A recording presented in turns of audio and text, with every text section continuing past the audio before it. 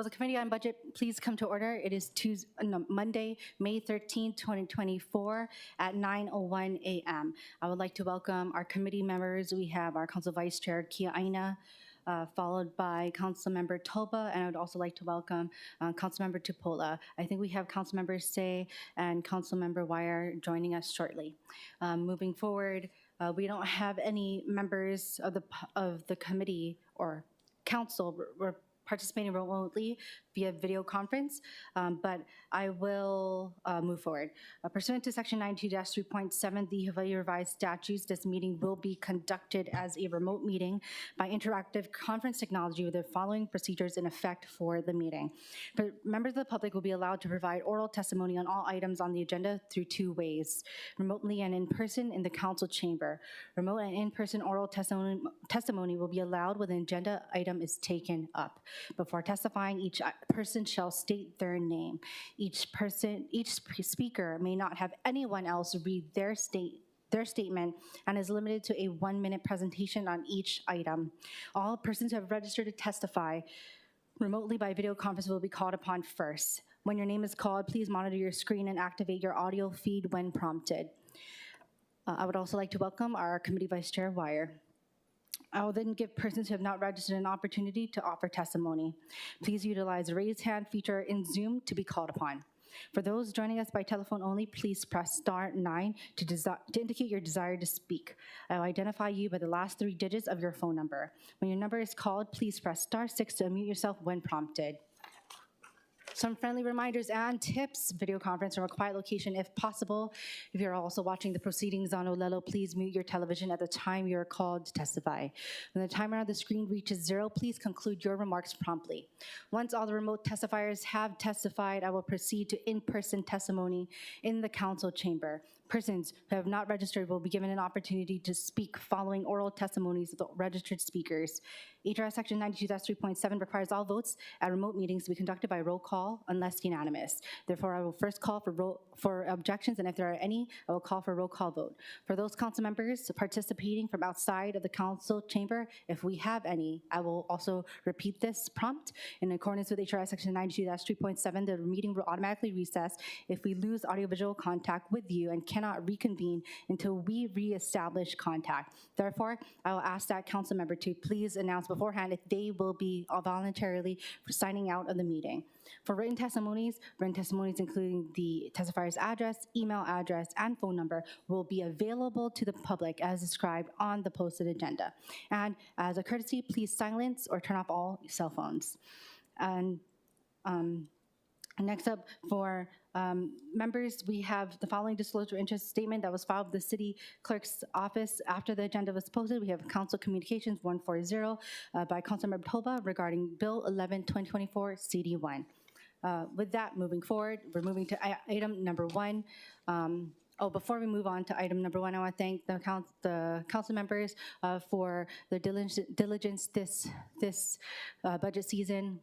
We are dealing with a very tight budget, very little wiggle room at all. So I just want to let you all know that moving forward, I know that it's not relative to this first 2 items, but I just wanted to state that, and I will remind everyone in moving forward. Moving forward, Bill 16-2024, approving the Honolulu Authority for Rapid Transportation operating budget for the fiscal year July 1, 2024 to June 30, 2025. Before I move forward, I'll move on to testimony first. We will now proceed with remote testifiers. We have Angela Young.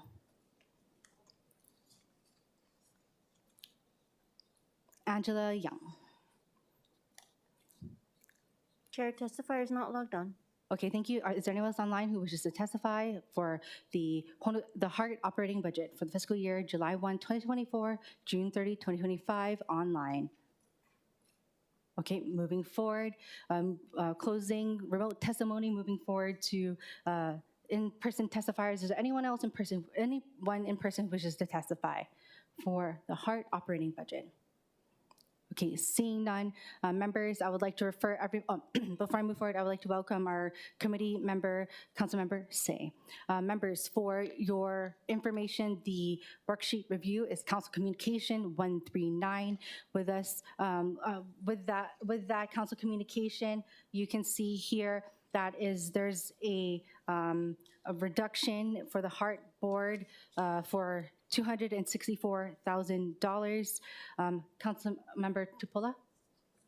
Thank you, Chair. Yeah, just wanted to reiterate, there is a very good paying communications working with Heart right now, and that specific deletion was only in regards to just the communication part of the request from the Heart Board. I would love to see the Heart Board and Heart work together with the same communications company and with the contract to make sure that whatever we're covering is what needs to be covered. So I see the wisdom in trying to separate it out, but I also see the wisdom in trying to make sure that that company is doing exactly what the Heart Board would also like it to do. And however we might need to maybe rewrite it so that it can work for both, that would be my suggestion. I think, as you stated, it's a tight budget. We need to just be well informed that there already is a contract out there and any duplicative services that we should try to consolidate. Thank you, Chair. Thank you. Members, we do have with us from the administration, for the Heart Administration, Executive Director and CEO, Lori Kahikina. Good morning. For the record, Lori Kahikina, CEO and Executive Director of Heart. I am in full agreement with you, Councilmember Tupola. We can absolutely work with the Heart Board to have one contract and they can have full access to them for their needs. Members, questions for the Director? Councilmember Say. Thank you very much, Madam Chair. Director, my question is, if we're not going to use it, that appropriation that was requested by the board, it just stays into the Heart Fund anyway. Yes, that is correct. It's a very small amount when I look at it, but if it's the request of your board members, why not? Because we can't use it for other government operation programs. It's strictly for Heart. That is true. Yeah, it will just stay with us. That's the only, okay, thank you. Fair point, Councilmember Say. Okay, I just have a question, Executive Director, about the where the funds for the Heart Board support comes from. It's all one pot of money at Heart. So it's a part of the capital improvement project? No, operating. It's part of our operating budget. Okay, where do the operating funds come from? So some of the funds was pre-Act 1, and we are running out of that fund. So right now, it is the city OTAT, which funds Heart operating costs. And how much in revenue did that increase when the OTAT was dedicated to the project? Sure, good question. Do we know how much OTAT is being generated? I'm sorry, Councilmember, we'll have to get back to you on how much the OTAT is providing for us annually. How much did it lapse last year? Well, it's new. Oh, it's new. It's new. Never We mind. just started receiving that, yes. Okay, so it's a new funding. So the Heart Board is using operating or cash for this, Yes, right? yes. Okay, so with the new funding of OTAT, we won't know how much lapsed until next year? Correct. Okay, I see. Members, any questions? Okay. Members, as Chair, you, yeah. can I ask just Councilmember one more? Tupola, go ahead. Yeah, just one follow-up. So I hear what's being said here, which is, okay, if it doesn't get appropriated into this particular amount, it just sits there anyway. Is there, well, again, that's what we have today. Is there a concern that in the future that there will not be funds that just sit there? Oh, and it looks like he has the OTAT increase, so go ahead. No, that is, we are projecting through 2030, $48 million for OTAT. So it's not broken down annually. I see. But to my question, today it might just be sitting there. Are there better ways that it could be used, or something that you feel like in the future it'd be better for us to actually specifically delineate the usage of funds so that we can get used to specifically using it? Well, and of course our accountability to the public is always under scrutiny. So what is your thoughts? Sure. To your point, yeah, it's just going to sit in a pot of money. And to Councilmember Say's point, no other entity can touch the funds. But yeah, we could always use that funds more prudently in anything that we budget. Okay, thank you, Chair. Thank you, members. Members, thank you very much. My recommendation, with the OTAT being there first, I do think this gives us a basis. If we don't accept this reduction, we see how it moves forward in the next fiscal year. When we see the contract moving forward and it's duplicative, we can show them that's duplicative, one. Two, that we will then have proof next fiscal year to show that that they have, I guess, overspent the HART board support funds. But moving forward, members, my recommendation is to reject the reduction. Members, any discussion? But please, let's watch this and continue to watch the HART board meetings as well, please. Thank you. Okay, members, any discussion? Councilmember Kiaina. Thank you. I just wanted to make a comment. You know, as the representing the council district with the least support for HART, I wanted, and for rail, I just wanted to make a comment in support of the HART executive directors, Lori Kahikina's leadership, as she has guided the HART project through its opening of the first leg and continues to work diligently on its completion. To me, she has been very transparent with both the council as well as the general public, and I am confident in her capabilities to continue to keep HART on the right track. And it's very easy for us to forget all that it takes to keep the project on track because we are here and we are not privy to a lot that is going on with HART as well as with the board. So I just wanted to say that publicly because since I have been here, I have heard less about complaints over the management in HART than I've had since its inception. So thank you so much. Thank you very much, Vice Chair Kiaina. I'm going to go with Councilmember Tupola, followed by Committee Vice Chair Wire. Yeah, I just wanted to support your recommendation, Chair. I like the idea of us just watching it, coming back, evaluating. I think it's fair. And I would also like to say that I echo the comments and sentiments of Councilmember Kiaina because there is a fight to be fought when you're the executive director of HART. And sometimes it's internal, sometimes it's external. But nonetheless, the type of information that you provided to us, the ability for us to actually pull down budget numbers, get more realistic with ourselves is kind of why I made the recommendation, because I do think fiscal responsibility is something that you have led with, and we appreciate that. We appreciate all the sacrifices and hits and attacks that you've taken on behalf of this city to make sure that this project can try to push forward even through adversity. So thank you, Executive Director. Thank you, Chair. Thank you very much. Committee Vice Chair Wire.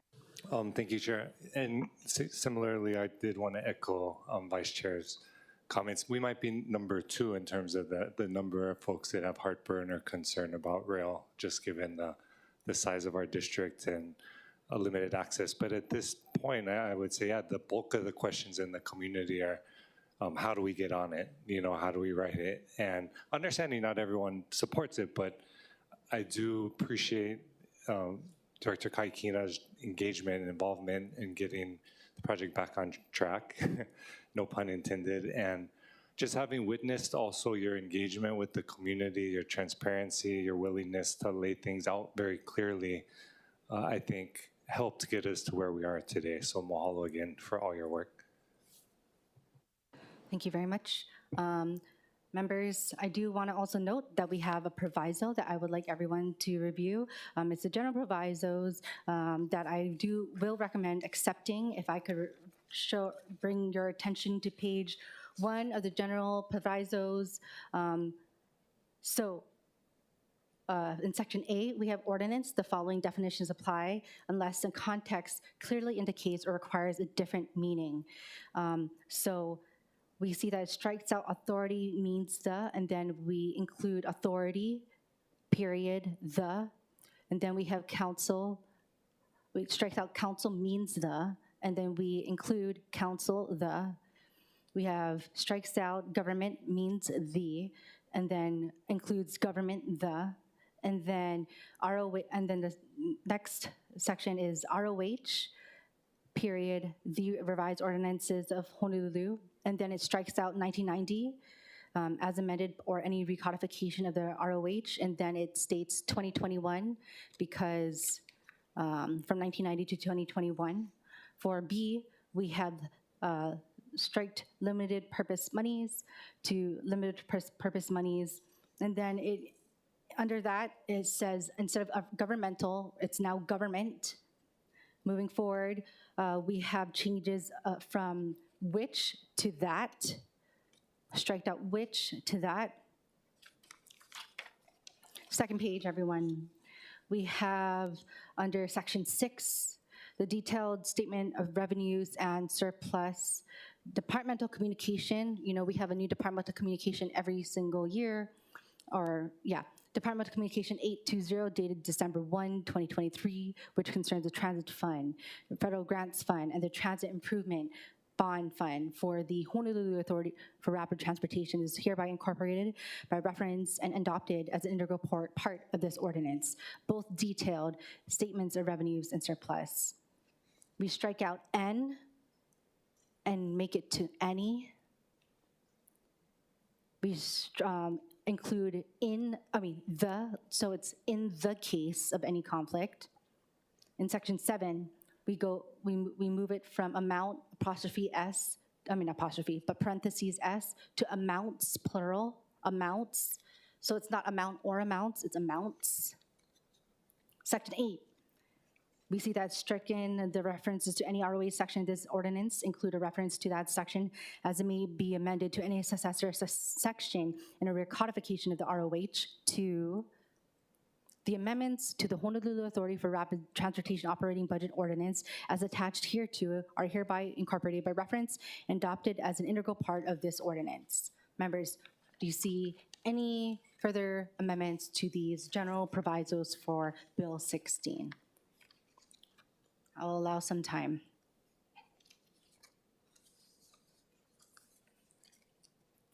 Members, any questions? Thank you very much. Moving forward, I move to accept the general provisos. Members, any questions? Okay. Any objections, any reservations with that? Okay. Members, we're back in discussion for just reviewing. We are not accepting the reduction. And then we are accepting the general provisos. We are back in discussion, members.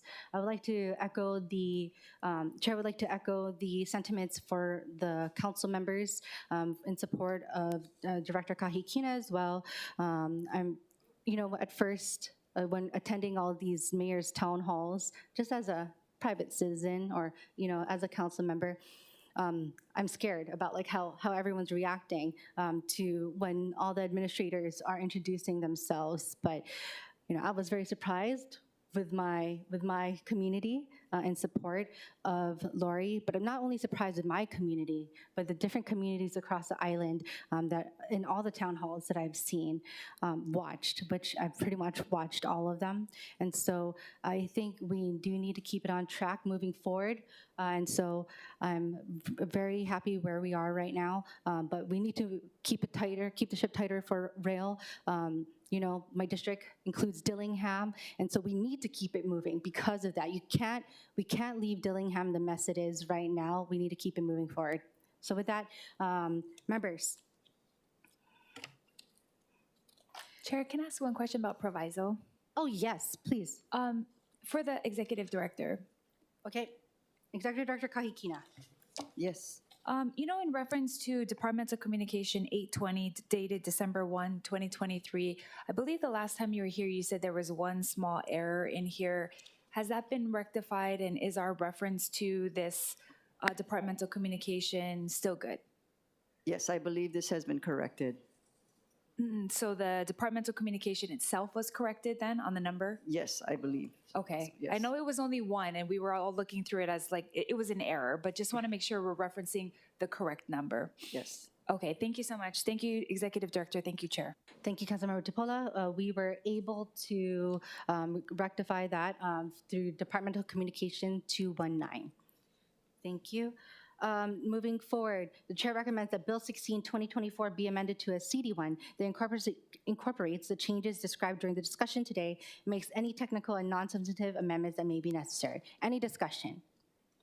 Any objections? Committee members, any reservations, committee members? The bill has been amended to a CD1. The chair then recommends that Bill 16, 2024 CD1 be reported out for adoption on third reading. Any discussion? Any objections? Any reservations? Hearing none, so ordered. Moving forward to Bill 17. Hold on. Sorry. Oh, members, I forgot to mention the beginning of the meeting. Should we go that, maybe we will go that far long, but I'm looking to recess at 12:30 or between 12:30 and 12:45. I apologize, I totally forgot to mention that. Is that an okay time for everybody? 12:30? And also, if admin's watching, 12:30, 12:45, just so you don't send people here. Okay, all right, 12:30, 12:45. Thank you very much. Moving forward.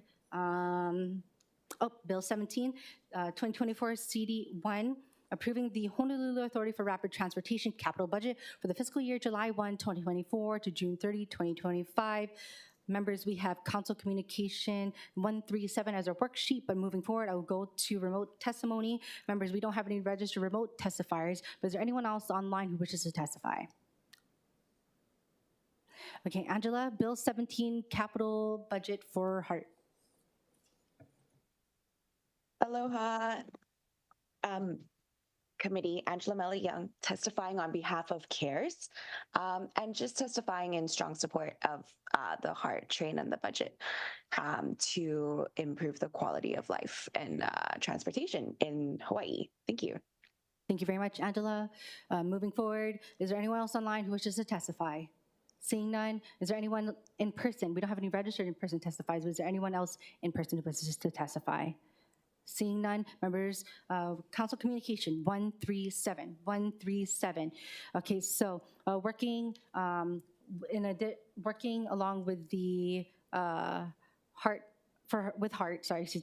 we do have amendments for the Honolulu Authority for the Honolulu High Capacity Transit Project capital project at number 2007005. So the correction is a reduction of $10 million. Members, with us from the HART administration, we have Executive Director Lori Kahikina. Good morning. For the record, Lori Kahikina, CEO and Executive Director of HART. So this is also tied to that same detailed statement of revenues and surplus. So we're just transferring the $10 million. It's actually the city's subsidy. It was categorized as bond funding, and now we're just putting it as revenue receipts, non-revenue receipts. Oh, members, any questions? Councilmember Tupola.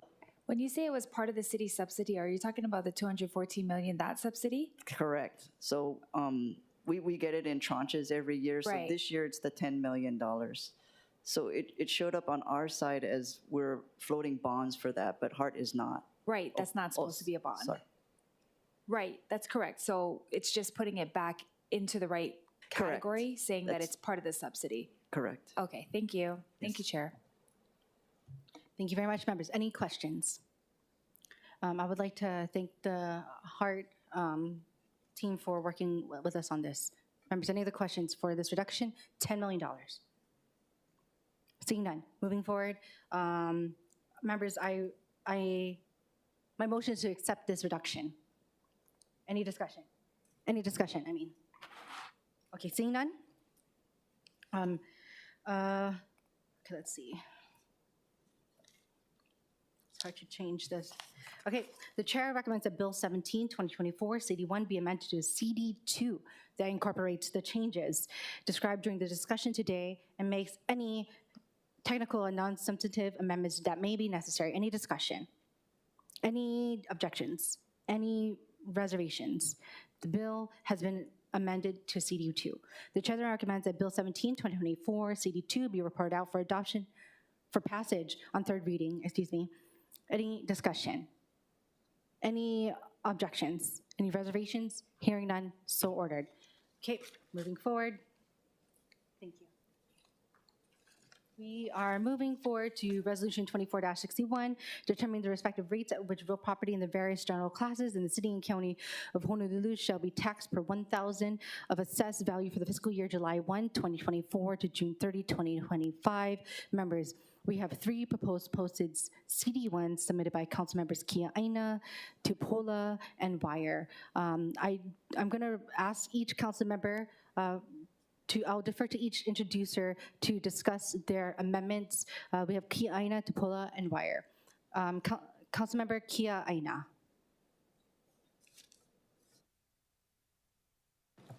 Thank you, Chair. My amendment would lower the TVU rates from $9 to $8 for Tier 1 and $11.50 to $10.50 for Tier 2.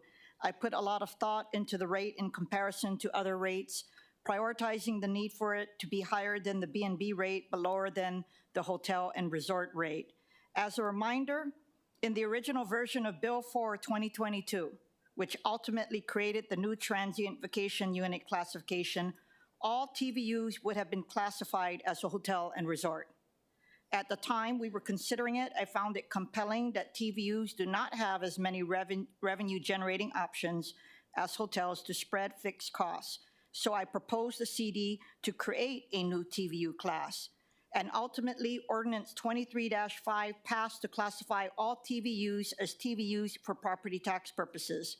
One of the objectives of Bill 4 was to create a new TVU class and to clarify that all B&Bs would be classified as B&Bs, regardless if they have a nook to establish parity.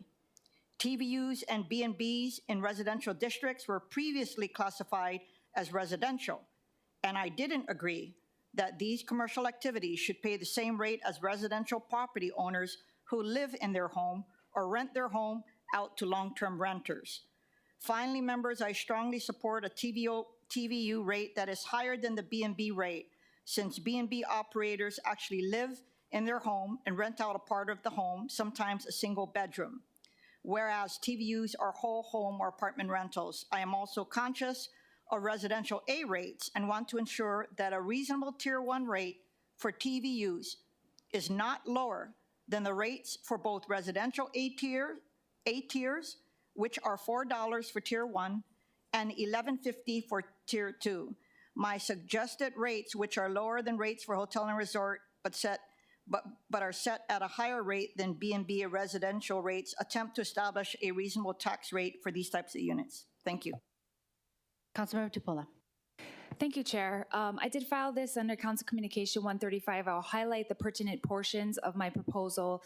In my proposed CD, I suggest that we keep the TV rates at $6.50 because there is no requirement that any B&Bs actually live in their homes, which is kind of crazy because we all kind of thought that. I did look that up in the law, but also that all the B&Bs, the 31 that are currently registered, are all over 2 million. So first off, there are 1,872 legally registered short-term rentals, with 759 of them being non-conforming use certificates.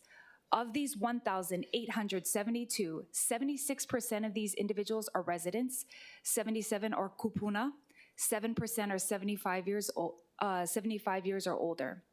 Aside from these property taxes, they also pay the TAT, GET, annual registration fee of $1,000, a license fee of $500, zoning verification of $300, along with a title report of $300.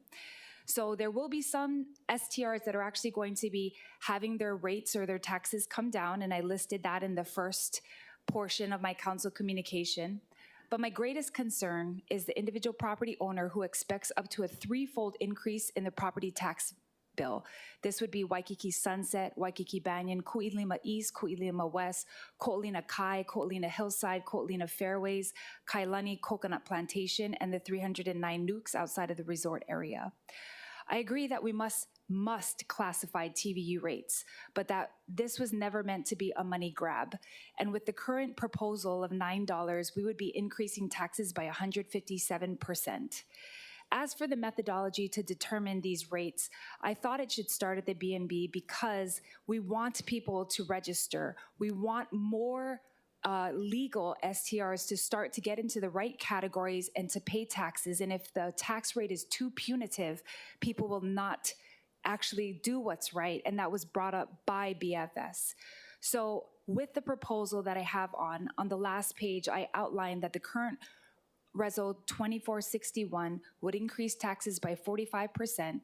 Even if we were to keep it at $6.50, we would still be increasing taxes by 17%, which is significant, especially if we're trying to keep local families in Hawaii for generations to come. So as such, I think that this could still generate revenue, but not be as punitive and help local families here. Thank you, Chair. Thank you, Committee Vice Chair Wire. Mahalo, Chair. And appreciate the conversation and the dialogue from all of our committee members and colleagues on the council as well, because I do think what we want to achieve is equity in terms of our broader tax system. Just simply put, our amendment would be reducing Tier 1 to 750. I think one of my biggest concerns was just the dramatic increase in the rate, with Tier 1 being at $4 under Res A, and then going up, over, twice as much.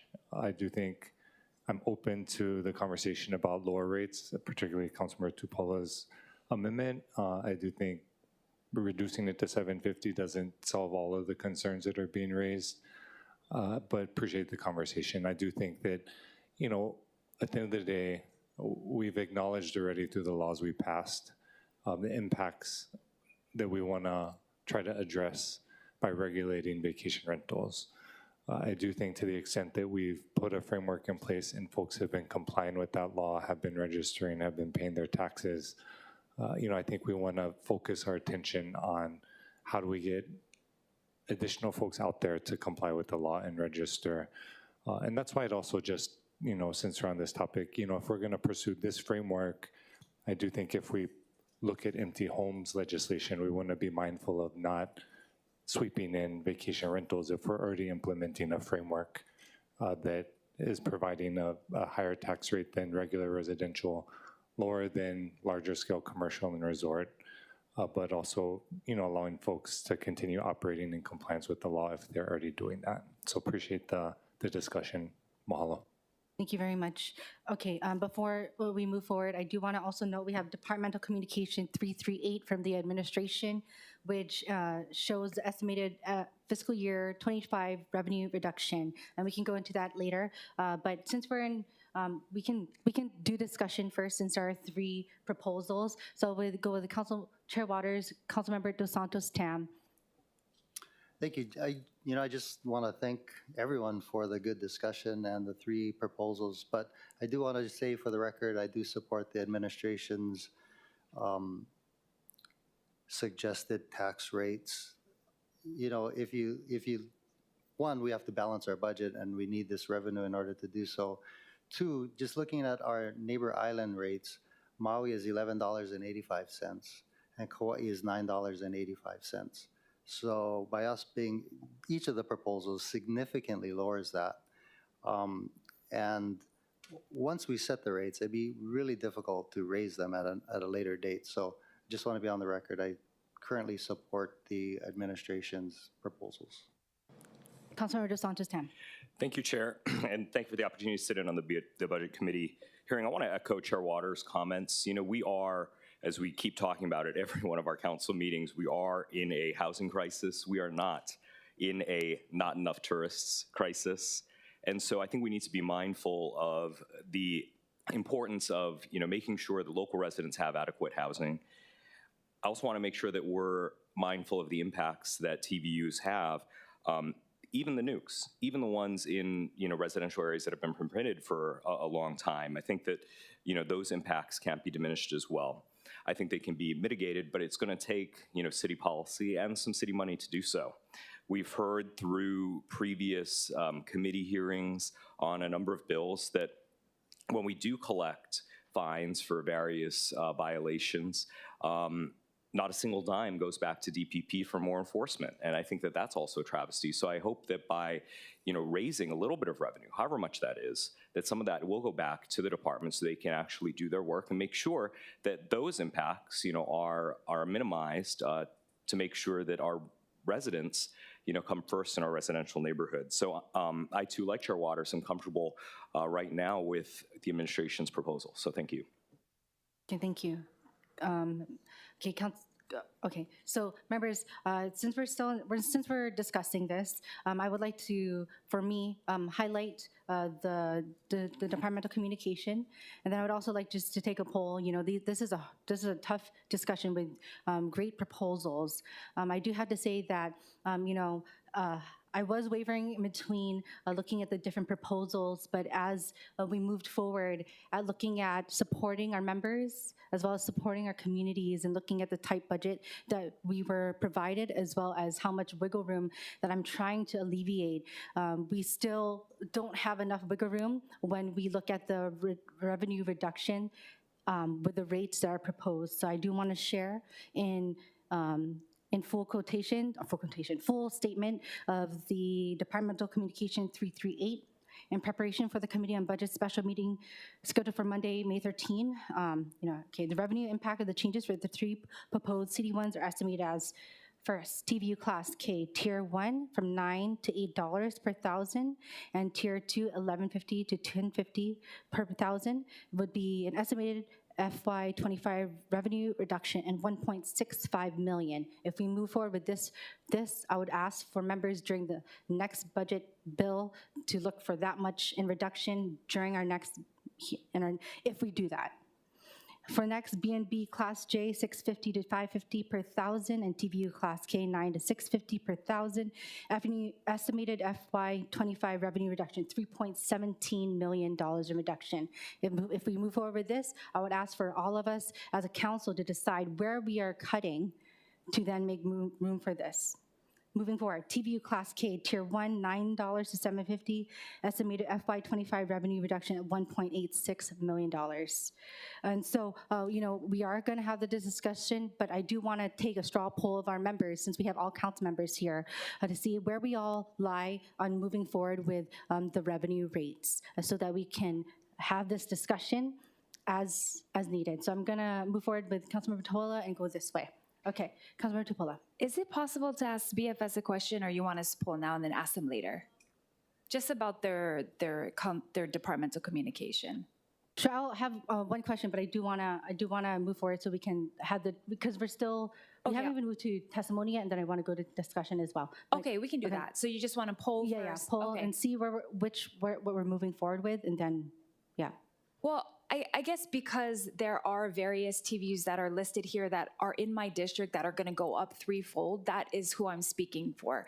You know, there's only three. If you look at the zones that I broke down, there's one zone that there's 0 TVUs. There's the next zone with 1,517, which is clearly Councilmember Waters' district. And then you go down and you can see that there's Turtle Bay and then there's Coalina. So there's not tons of us, right?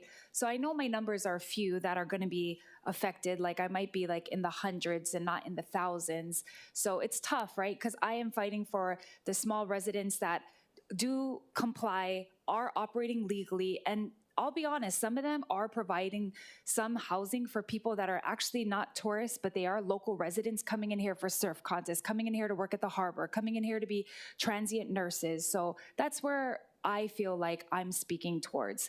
And so I can see the other reasonings of us trying to draw parity with other islands, but my concern is us drawing parity from where we're at to where we want to be. Okay. I still am that we should bring it down, and whatever we bring it down to, you know, I'll agree with that. Obviously mine is the lowest proposal, right, but I just don't think it should be 9. Thank you. Okay, thank you. Councilmember Dos Santos Tam. Thank you. As I said before, we're in a housing crisis. We're not in a not enough tourist crisis. I don't have any nukes in my district, but we do have a good number of illegal operators, as well as a whole lot of other needs that sure could use $1.6 million. So again, I'm comfortable with the admin's proposal. Okay, thank you. Hold on, I'm taking notes. Okay, Councilmember Say.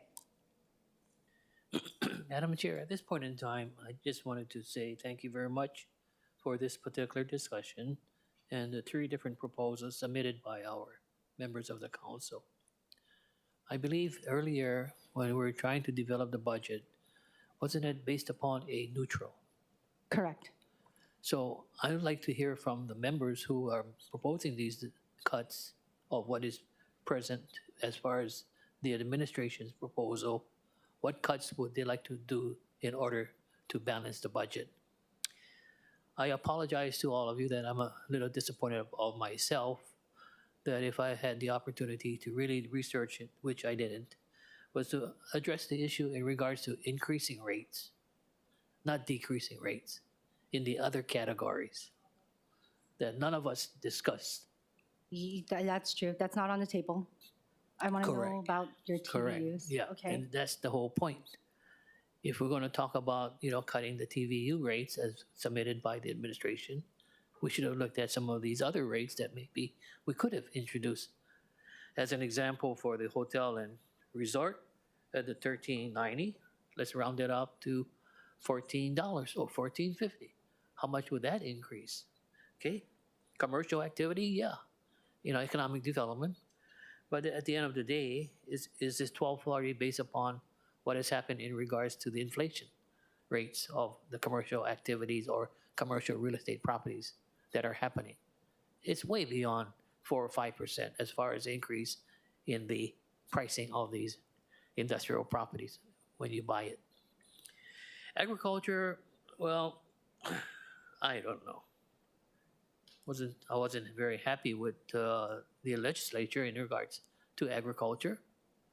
Two of our major industries closed down. For Councilmember Wire, I believe that's your district, the Wahiawa area, where that egg farm closed.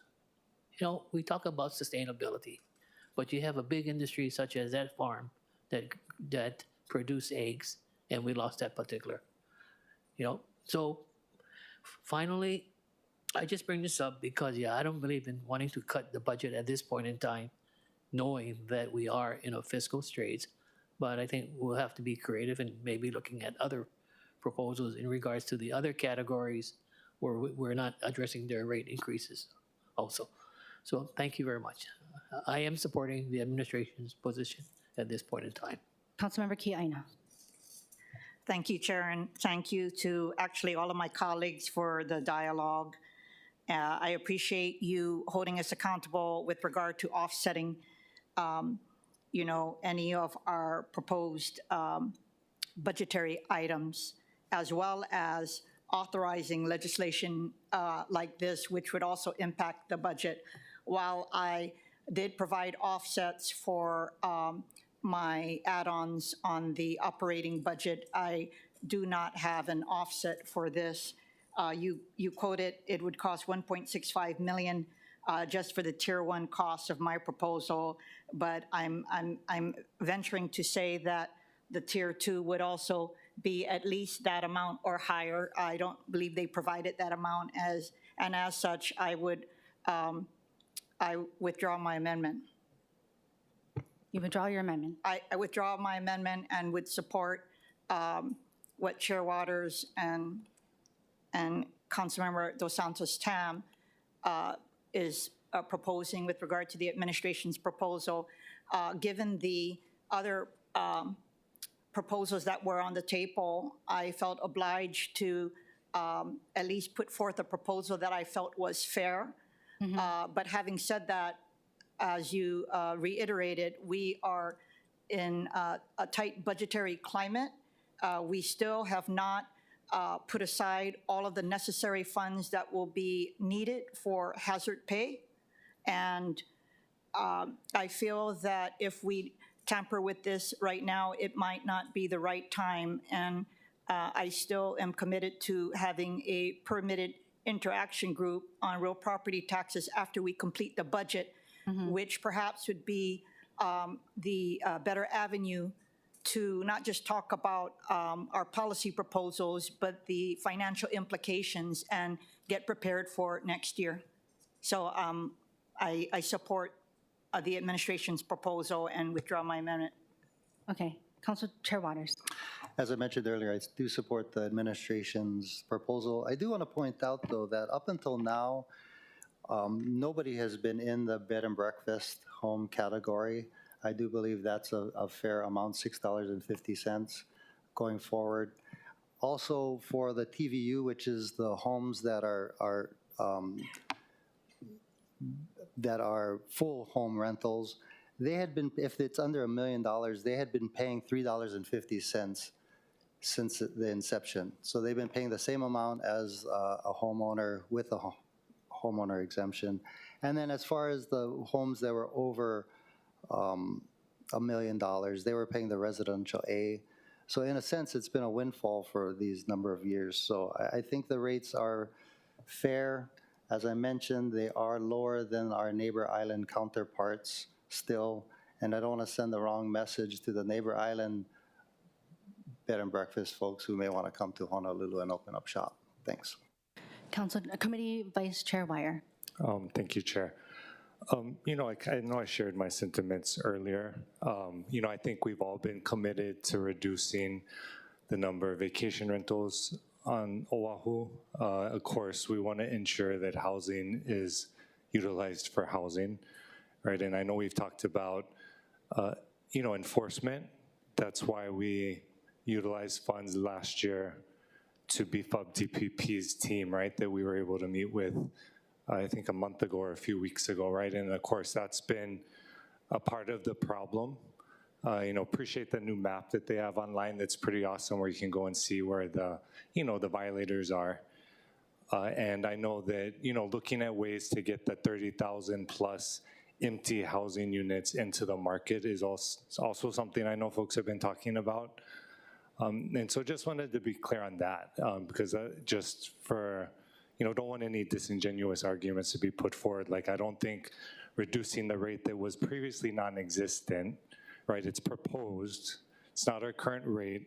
The budget we have for mayor is proposed, right? We're not cutting any budget, it's proposed, and our job as legislators is to decide, do we want to allocate the budget exactly how the administration does, or do we have ideas about how to support our community that may move us to move funds around, right? And so just want to be clear on that no one is saying we're going to go cut funding to support small businesses, right, or vacation rentals that are legal, right? We're looking at a budget that lapses a little less than $1 billion a year, right? And so I'm not sure where this narrative of being in tight times has come from, because understanding we have to pay for hazard pay, and I think we're doing our due diligence to pay for that. Fully support a PIG and analyzing the data and looking at, should the rate be higher? I think that's completely legitimate, right, for vacation rentals, as well as the empty homes tax. But as mentioned, previously, once we set rates for a new class, like it does add complexity to how we're going to move forward, right? And so I think just for equity purposes, that was the purpose of our amendment, not to say let's go increase vacation rentals, not to say, let's use housing for vacation rentals. It was just acknowledging that we have small business operators in our community that are complying with the law, and these particular rates apply to those folks that are complying with the law, and these particular community members have units that were previously, paying Res A. And so it is concerning in terms of what we're signaling, because, if the goal is to just tax them out of existence, we should just be clear about that. Like, I'm not saying that's a good or bad policy position, but that should just be what's put forward for transparency's purposes, right? Like, if we're gonna more than double their tax rate over a period of a year, and then say the small business just needs to absorb that or sell, then that should be at least what's put on the table as the goal.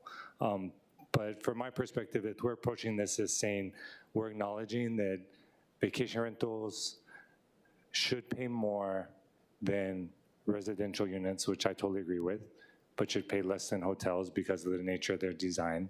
That was really just the goal of our amendment and the equity reasons. And so totally respect everyone's position on this, and I look forward to the continued policy work that we're all going to be doing. Mahalo. Thank you. Councilmember Okimoto. Thank you, Chair.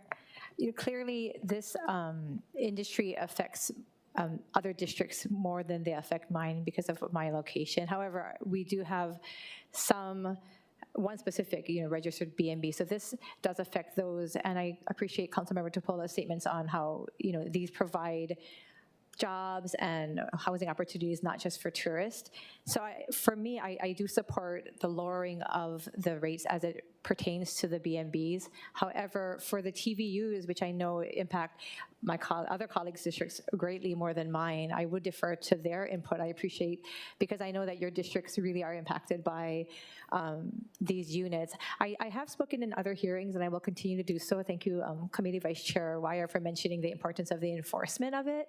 Because what we have, and it may even affect even my Central Oahu part of the island, where there are some illegal units that we're not benefiting from because right now they go under the radar. So I will continue to encourage that and support DBP and what we can do to have these units that aren't legal, that aren't registered, that are taking income, and we're not seeing any benefit from it, yet are using the resources of our island and our county here. That to me is something that we should really address. But again, for the TVUs, I would defer to my colleagues whose districts are more impacted. I would again support lowering of the B&B, and hopefully we can get to the point where these illegal units are not illegal anymore, and we can get them registered, and they need to be paying their fair share. Thank you, Chair. Thank you. Councilmember Toba. Thank you, Chair. I'll be supporting the administration's proposal at this time. Thank you. Mahalo.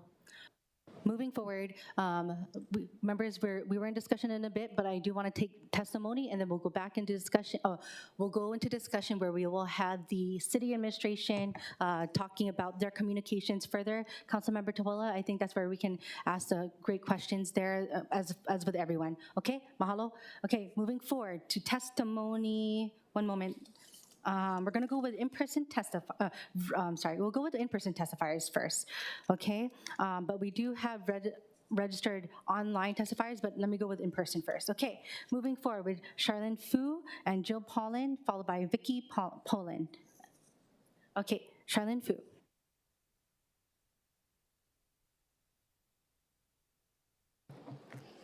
Oh yeah, okay, go ahead. Ready? Okay. Good morning, Charlene Fu again. Once again, I'm pleading for my family and livelihood. I feel like we're being targeted for this, to try to raise $5 million on the backs of 2,000 people on this island compared to the 14,000 on Maui is just wrong. It's just outrageous. To you, these are just numbers, budget numbers and percentages. You know, this is about me and people like me. You heard the stats. We're all kapunas here. Seriously, $5 million on less than 2,000 people? My taxes in the last 10 years have gone up 867% because of assessed value increases. One of my properties went up 47% in a year. So you're looking at percentages. You're not looking at the fact that the prices have gone up.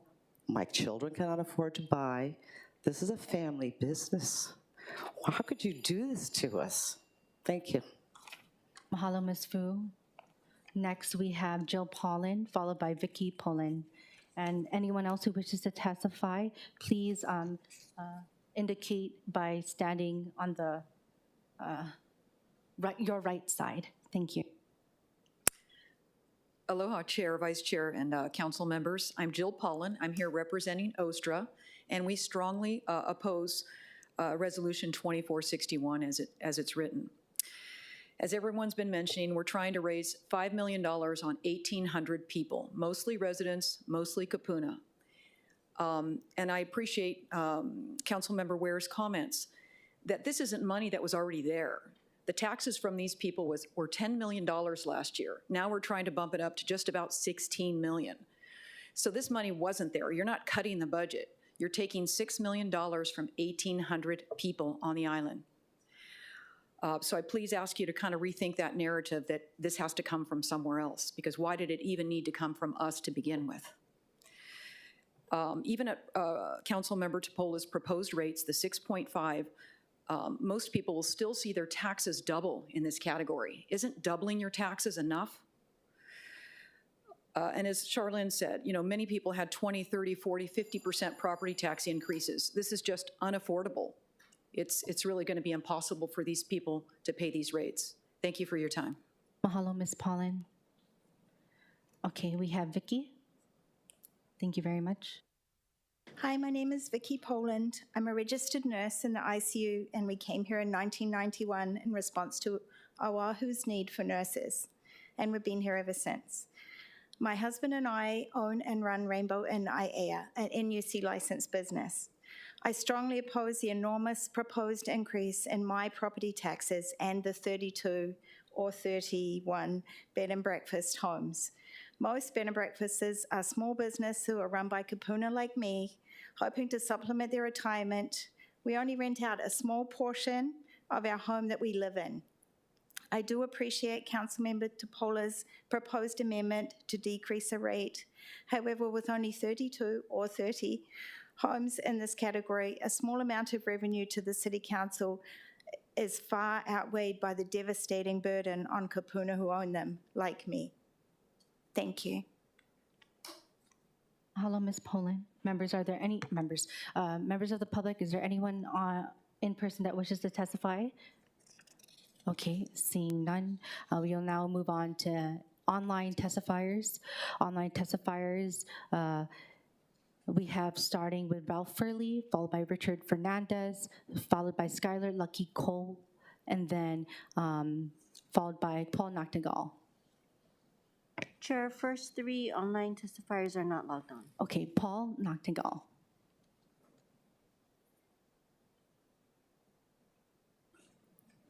Chair Cordero and Honorable Budget Committee members. My name is Paul Noctegal, and I oppose the proposed tax rates. I have lived in Oahu for 54 years. I am honored when young strangers call me uncle. We did a retirement investment on a short-term rental condo on the North Shore. We love driving there, staying occasionally to keep our place up. Now there's a problem. Ordinance 22.7 legally limited short-term rentals to a few areas. That drove up values, and that drove up property taxes. When we bought the property 7 years ago, the property tax bill was $2,898. Property values and property tax rates have both arisen. Assessors are efficient in Honolulu, and it will not be long before, under the proposed short-term rental property tax rates, we will be paying $26,750 per year. That is an increase from $242 to $2,229 per month. It will be very hard to collect enough short-term rent to pay all the bills. Our neighbors are selling to mainland investors, and we may have to sell too. The city will get its taxes, but more local kapuna owners like us will be driven off the North Shore. Thank you. Mahalo, Mr. Noctegal. Moving forward, we have Virginia Dutton, followed by Karen O'Mahony, followed by Sean Brady. Chair, next testifier is not logged on. Okay, Karen O'Mahony. Hi, thank you so much for the opportunity to testify. So this doesn't affect me personally, but it's not reasonable to force these few homeowners to pay for this increase in taxes. One of my neighbors did used to have a non-conforming use permit they've lived in their house for 50 or 60 years. They're in their late 70s, and they gave up their NUC just at the threat of all of these increased taxes. It's not going to help the city. All it does is force a few more people to have to sell, a few more people to not be able to afford to live in their home, so they have to sell it. These are people that have lived here for decades, and we don't want to lose them. And if they need to rent their extra bedroom to make a living, it's fine. And so I'm not quite sure if this is just another way to force people to sell their properties for the developers, but it's not going to do anything helpful. All it is doing is harming the residents. Thank you so much. Mahalo. Next, we have Sean Brady, and Sean Brady.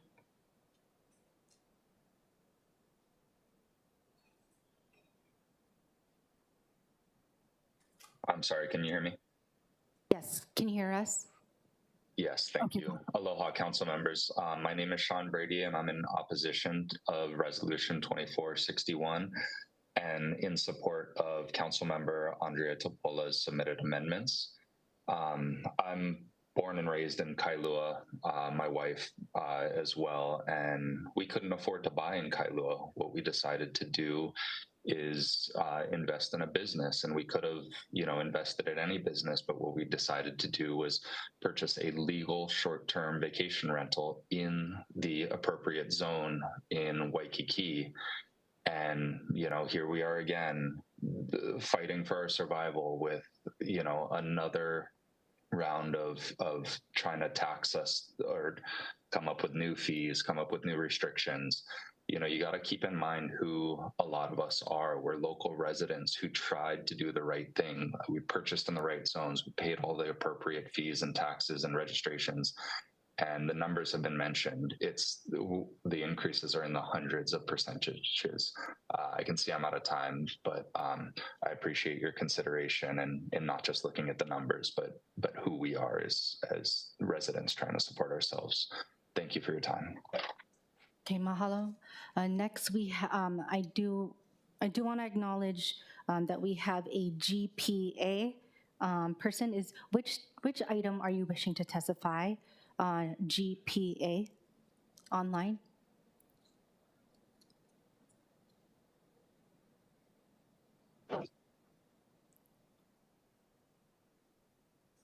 Okay, another person online, area code 415, last three digits 008.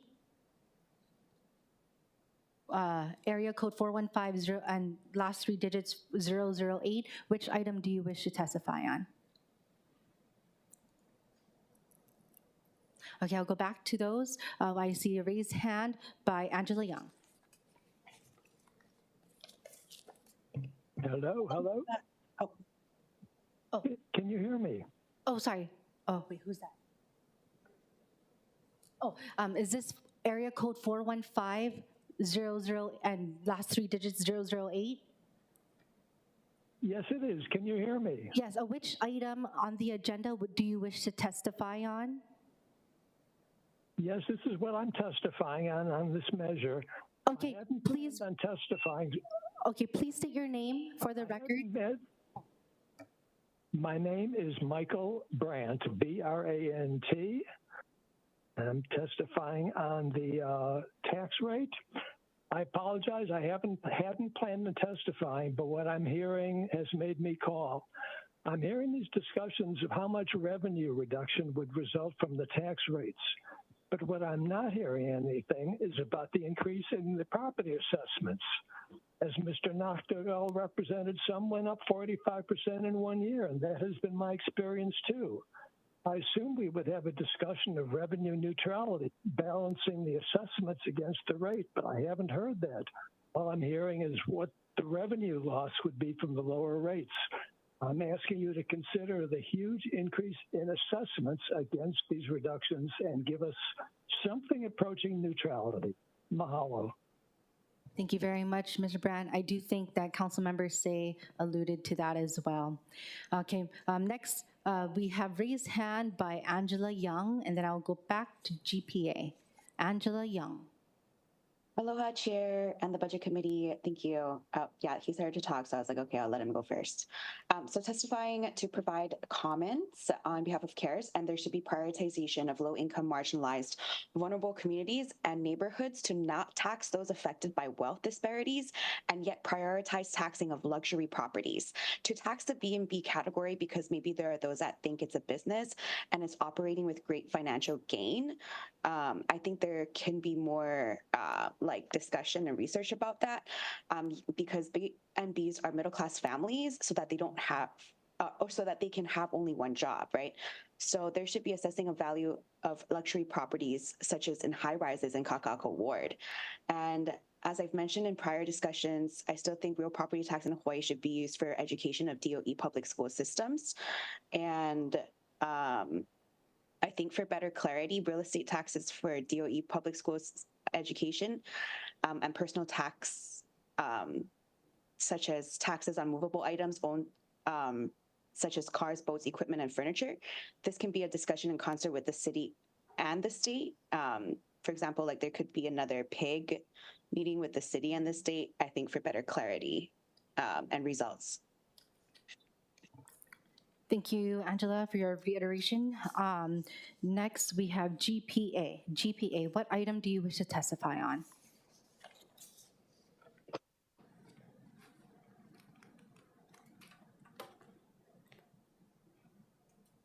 Okay, hello. Seeing none, is there anyone else who wishes to testify? Anyone else who wishes to testify that has not already testified in person and online? Seeing none, okay, members, we're now closing testimony, and we will now move to the city administration. With us, we have from the city administration, Director Kawano from the Department of Budget and Fiscal Services.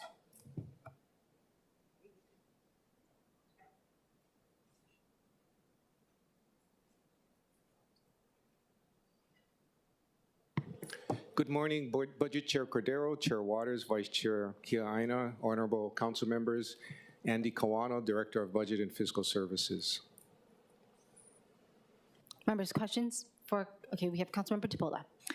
Hey, aloha, Director. Good morning. Good morning. So I pulled these numbers off of your website, actually, so I hope that I'm correct. I did try to send it to see if you guys could clarify if I got anything wrong, but based upon your council communication, I think I almost got it right.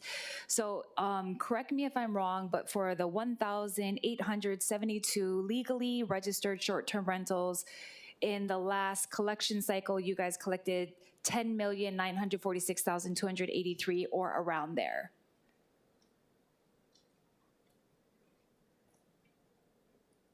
Excuse me, council member, just to clarify, when you say last collection cycle, are you talking about FY24 or FY23?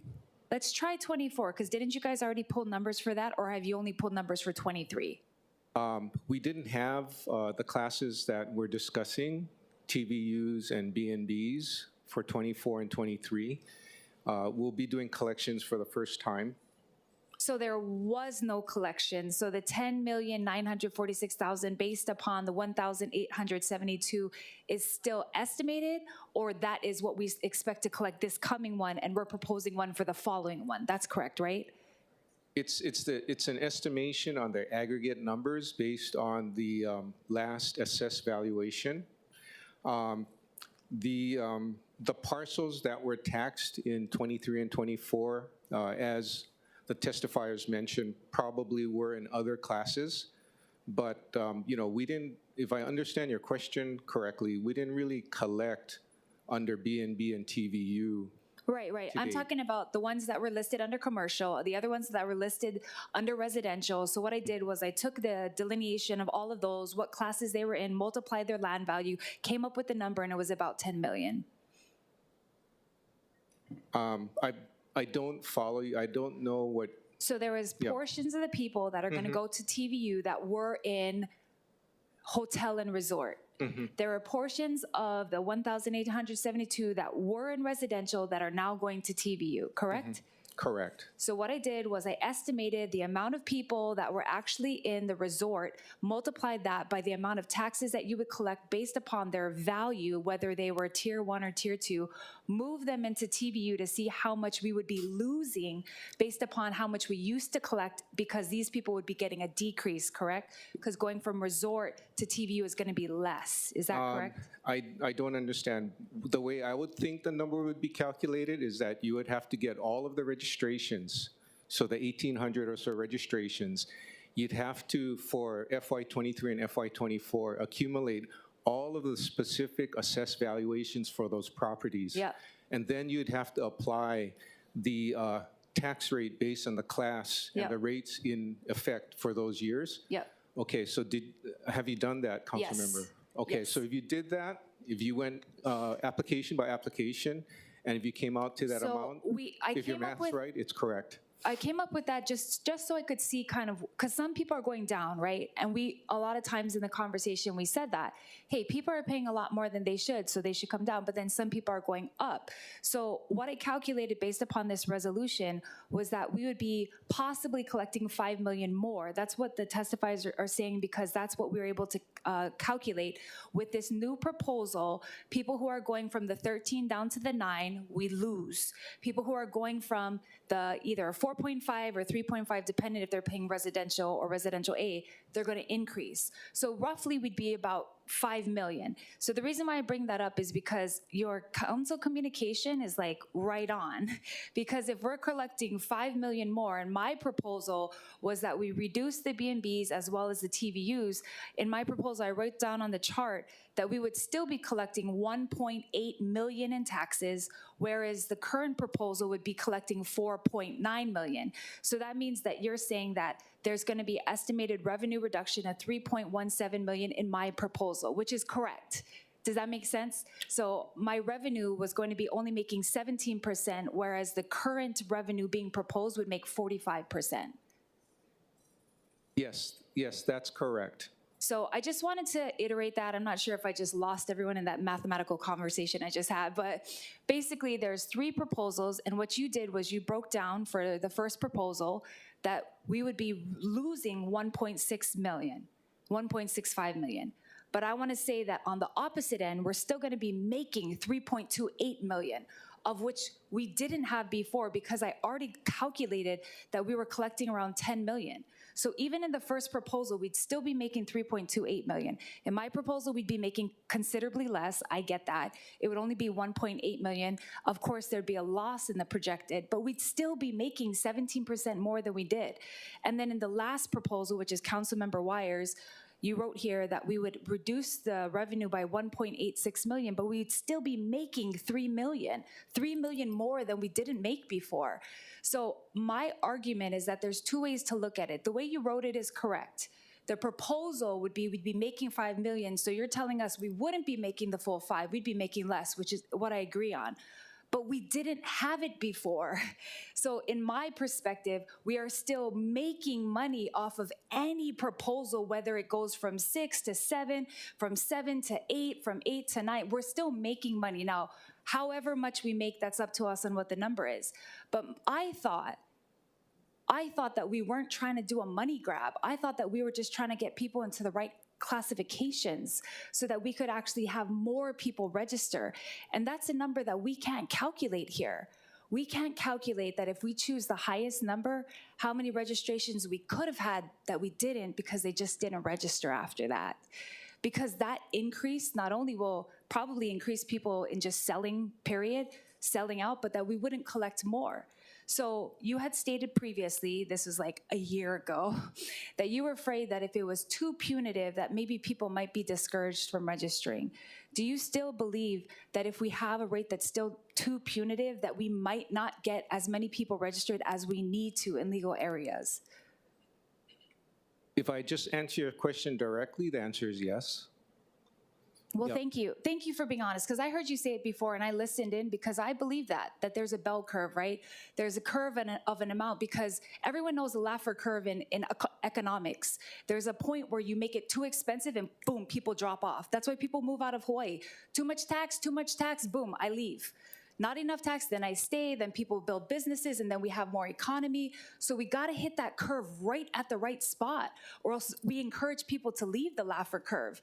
And we need people to stay in because we think that this could be something good for the city, right? By getting people into the right brackets and wanting to register and work with DPP. So am I correct on saying that either proposal, sorry, go ahead. Yeah, in terms of what you're saying, partially correct, because I think you have to look at the entire budget. You have to look at not only the estimated revenues, but you need to look at what we're discussing in terms of proposed appropriations and amendments. You know, that side is continuing to increase. Understood. If we reduce revenues, I put in my comment that, you know, we're looking forward to open discussion about how do we balance the budget. And, you know, that's still a discussion. People want more services. You know, people want more public safety. We want to hire engineers to fill vacancies. On the flip side, if we don't expend more to provide those services, the same result will happen, right? If people don't feel safe, they're going to move from Hawaii. Understood. If we don't pay engineers enough and they have to move to the mainland, they're going to move to the mainland. So there's, you have to look at both sides. And so what I'm saying is we have a very restricted budget, and we're fortunate that we have capacity from federal funding, ARPA specifically. After FY25, ARPA's no longer with us. Understood. Let me just ask one follow-up, and I'll let other people ask questions. Thank you, Chair, for your patience. Last question. When we had the conversation about the Salary Commission, one of our Salary Commission members brought up that every year we lapse about $2 billion in the budget, which I don't know if that's the right number. I do know that one year HPD returned millions of dollars in the budget that we appropriated, and there's a lot of different reasons. It's not because they don't want to spend it. They had a lot of vacancies. They had other stuff going on. So what is the number of the amount in our budget that we lapse every year?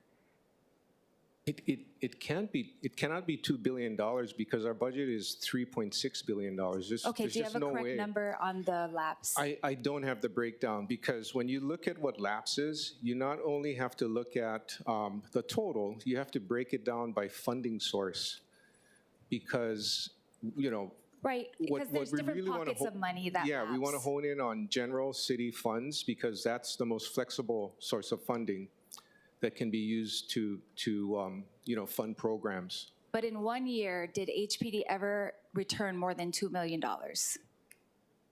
Probably in a given year, yeah. Right, and I'm bringing that up not because, again, they don't need the money. I'm just saying they've faced a lot of vacancies. There's a lot of departments that face those vacancies. We don't want to take any of that money away. But we're talking about 1.65 million, 3 million. So when people say, where do we find that? We find it in lapses. But I just want to make my point that I don't believe that creating new classifications should be this huge money grab of $5 million off of 2,000 people. I think we should be metered in how we do it, because I think that maybe we could get even 1,000 more registered people, of which that might increase the revenues exponentially. But that's just my own perspective. I do appreciate your council communication and all the work that you do. Thank you, Council Member. Thank you, Chair. Thank you. Council members, say. Yes, Madam Chair, thank you very much for this discussion with the Director and Councilmember Tupola. Would it be possible, Madam Chair, if we get a worksheet of what Councilwoman Tupola has stated for the record, so we can digest what she has stated and the assumptions that are attached to what her figures are? I can't make a decision on just what she's publicly saying. Okay. So for us, a working worksheet would be very beneficial for all of us to see.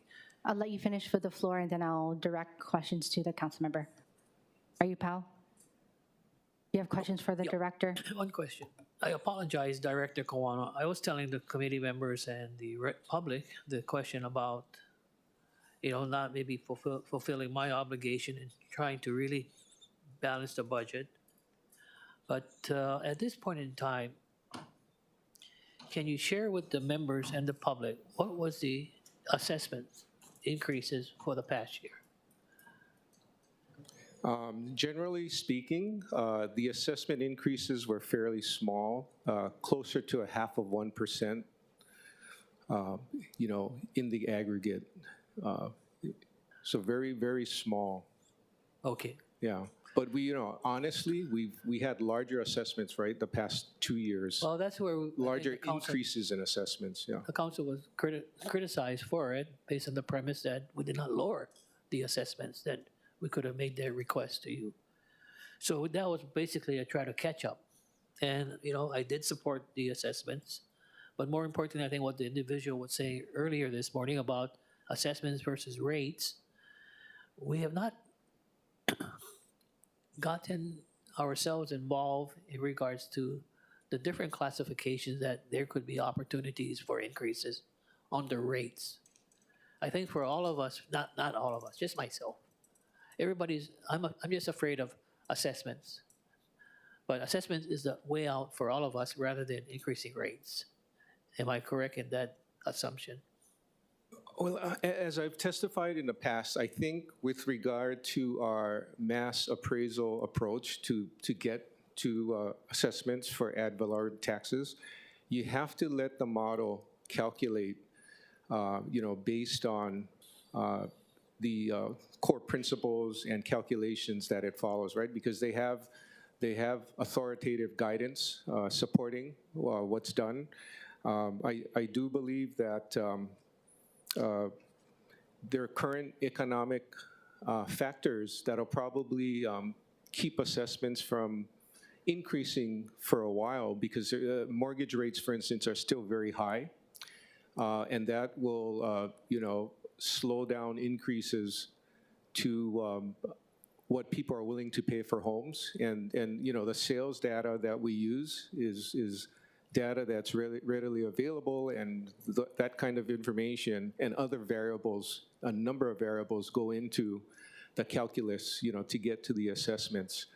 So I think you have to let the model work the way it should work, unless we find in the future something that works better. No, I truly believe it is working. Don't get me wrong, Director Kawano. But for the general public, the idea of understanding our tax structure, the 13 or 11 different classifications, understanding that and seeing how the rates are. Was there any discussion that with the hotel and resort that we could have increased the rates and offset it with a lowering of the TAT? I want to have this kind of a discussion because the TAT, the GET, is basically with the state. But to offset what they feel is that the real property tax is so high, you also have to incorporate these other variables too in the overall, financial plans that we have. And that's why I just wanted to state for the record,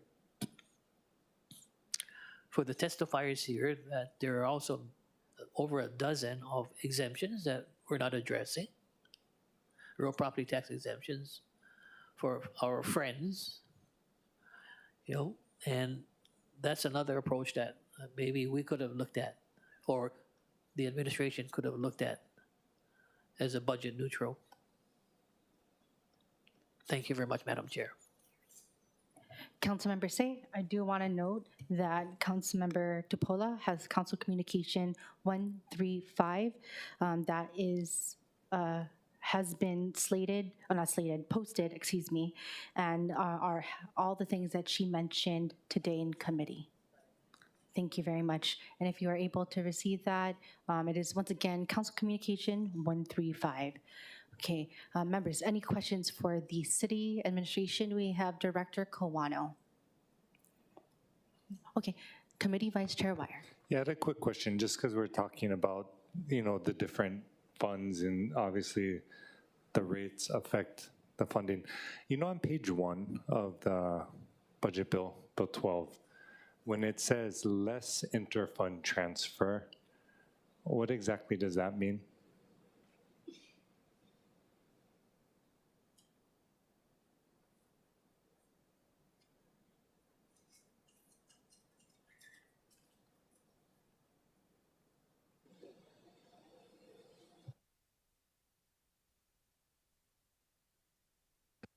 Are you on, okay, so page 1.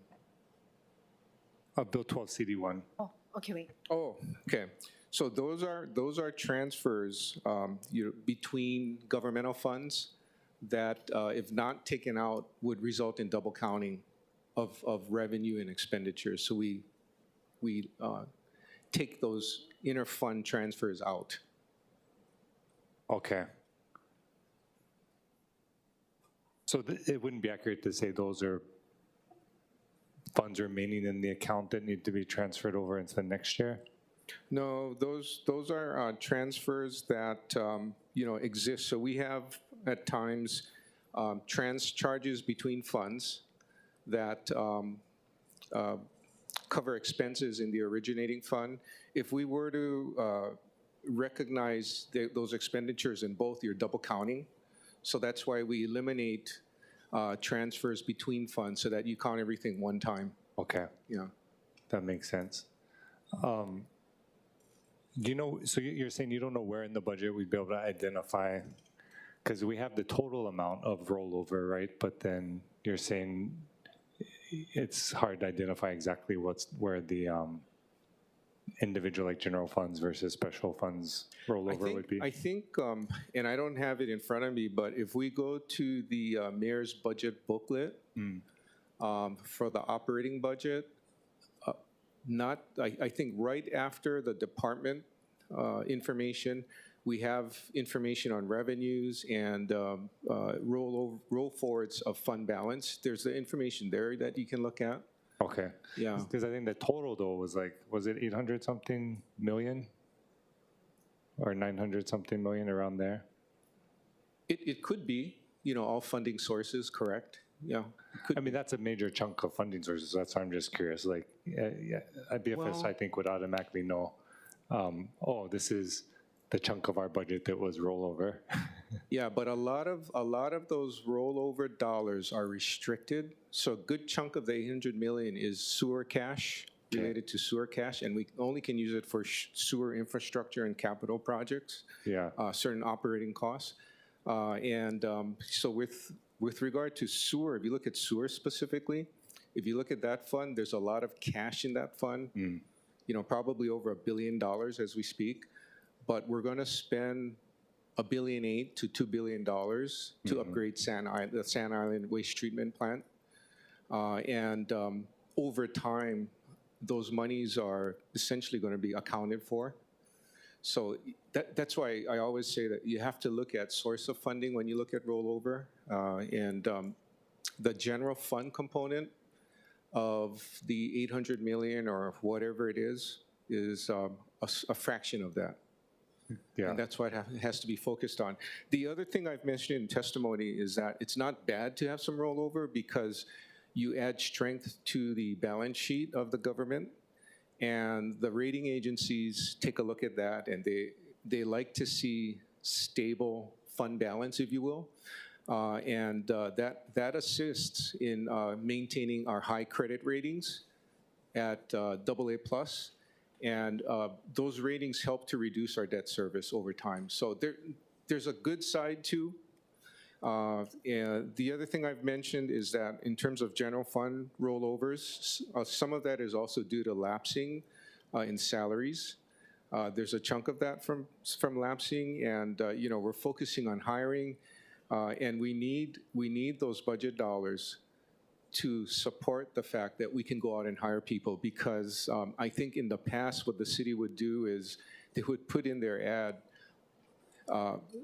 positions subject to funding, right? And that's not a good thing to do if you're doing the full court press to hire people. Yeah, that's a good point. Do you think it's probably fair that the bulk of lapsed general funds are vacant positions, or not necessarily? See, I haven't looked at the breakdown, but probably a fair amount of the general fund lapsing is due to that. I was noted that we are deviating away from the rates discussion, and then we can discuss further. Sorry, I do want to have the discussion. If we can maybe save some of that for Bill 12 too. So yeah. Of course, but just related to the rates. Try to relate it to the rates. I apologize, Chair. And I don't think I'll have too much conversation when we get to Bill 12. Thank you, Director. I think the bulk of that, I think this is good input on just understanding, the implication of what the rates are achieving, right, in terms of providing the mechanism to have a balanced budget. And just, I think the main reason for my questions was just Councilmember Tupou's question earlier about, understanding exactly where maybe the general fund amount could be located in terms of the rollover.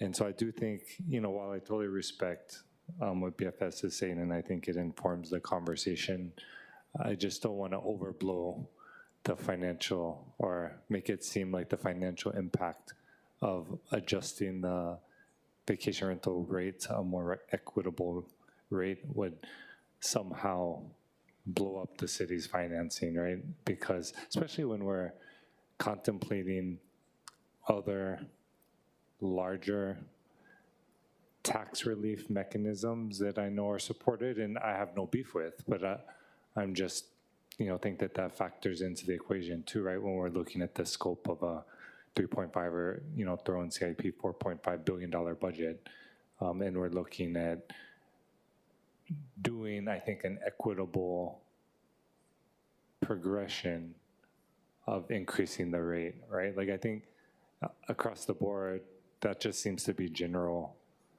approach in terms of being able to evaluate impact, right? We don't come in and just, you know, do super dramatic measures. Like I feel like a lot of the, even across the street, the financial measures we implement are typically progressive and build and work towards a goal versus just shocking the system all at once. So yeah, appreciate your information, Director. Thank you, Chair. Thank you very much, Committee Vice Chair. Members, any other discussion or questions? Okay, Councilmember oh no, okay, no. All right, sorry members, there's a lot of numbers just flying through and I'm also trying to look at everything as well. Director Kawano, any other comments or discussion too? Sorry. Yeah, I'll have other comments if allowed to speak on Bill 12, Bill 13. Oh, but no, not yet. Nothing on 2461. Okay, no, don't talk about that yet. Sorry. I don't want an OIP, what's it called? Fine. Chair, I'm sorry. Are we in discussion still yet on this resolution before you make your recommendations? Yes, correct. Go ahead, please. Okay, thank you. Let me just make some comments because this has been robust dialogue. Let me just say, as much as we need to be fiscally responsible, setting the B&B and TVU tax rates is not about raising money or just raising money. In modifying any provision that impacts the administration's budget, we should be funding offsets even for our policy proposals, which a lot of the proposals are today. This is about parity and fairness. It has been since we created the TVU rate. As I mentioned previously, the original proposal to classify TVUs was to classify them as hotel and resorts. Instead, this council decided that out of fairness that we should create a new TVU rate which be set at a rate between residential rates and hotel and resort. As I said earlier, it is not fair for TVUs or B&Bs for that matter to be paying the same rate as owner-occupied residences or long-term rentals. And I agree, what was previously stated, that anyone that has been paying residential or residential A all of this time has been getting a windfall. There is no perfect rate for these uses, but I think we are striving for parity and fairness to charge businesses rates that are higher than purely residential uses. Thank you. Mahalo. Members, Council Member Waters, and then I'll make my recommendation. Thank you very much. You know, I understand what the testifiers are saying. However, I just want to point out that we should be taking this new revenue and buying a new ambulance, right? Pay our police officers more, fix our bathrooms in our parks, upgrade our DPP permitting system. That's what we need this money for. For the last 30 years, the TVUs have paying the residential rate at 0.35%, not even 1%, 0.35%. Unless you're residential A, then it was 0.45%. I'm just looking at what other jurisdictions pay in property tax. New Jersey, 2.23%. Illinois, 2.08%. New Hampshire, 1.93%. Vermont, 1.83%, and so on. So we're amongst the lowest property rates in the country, and I do understand that our properties here are worth more. That's why while the rate has remained the same for years, the actual tax has gone up. But the fact of the matter is, these are businesses. It's not residential. It's still lower than our neighbor islands. Maui is 11.85%, Kauai, $11.85, and Kauai is $9.85. As Councilmember Tupola pointed out, we could have set it out at the same rate as the hotel, which few of us wanted to do. However, it was the compromise to create a different classification called transient vacation, and then another compromise by separating into two tiers. So, you know, to me, this is the middle ground. That's basically what I have to say. Thanks. Okay, members, I want to thank everyone for the straw poll. Doing that, especially with all the members here, really helped because we need to move forward and look at the budget. We do have another full council, but I really hope that when we move forward from this resolution, that we look at our budget, but also listen to what is needed from the admin as well, relating to things that have gone in CIP and whatnot. But moving forward, where am I?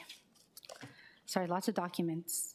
The chair recommends that Resolution 24-61 be reported out for adoption. Any discussion? Any objections? Oh, reservations. Reservations? Okay. Reservations by Committee Vice Chair Wire.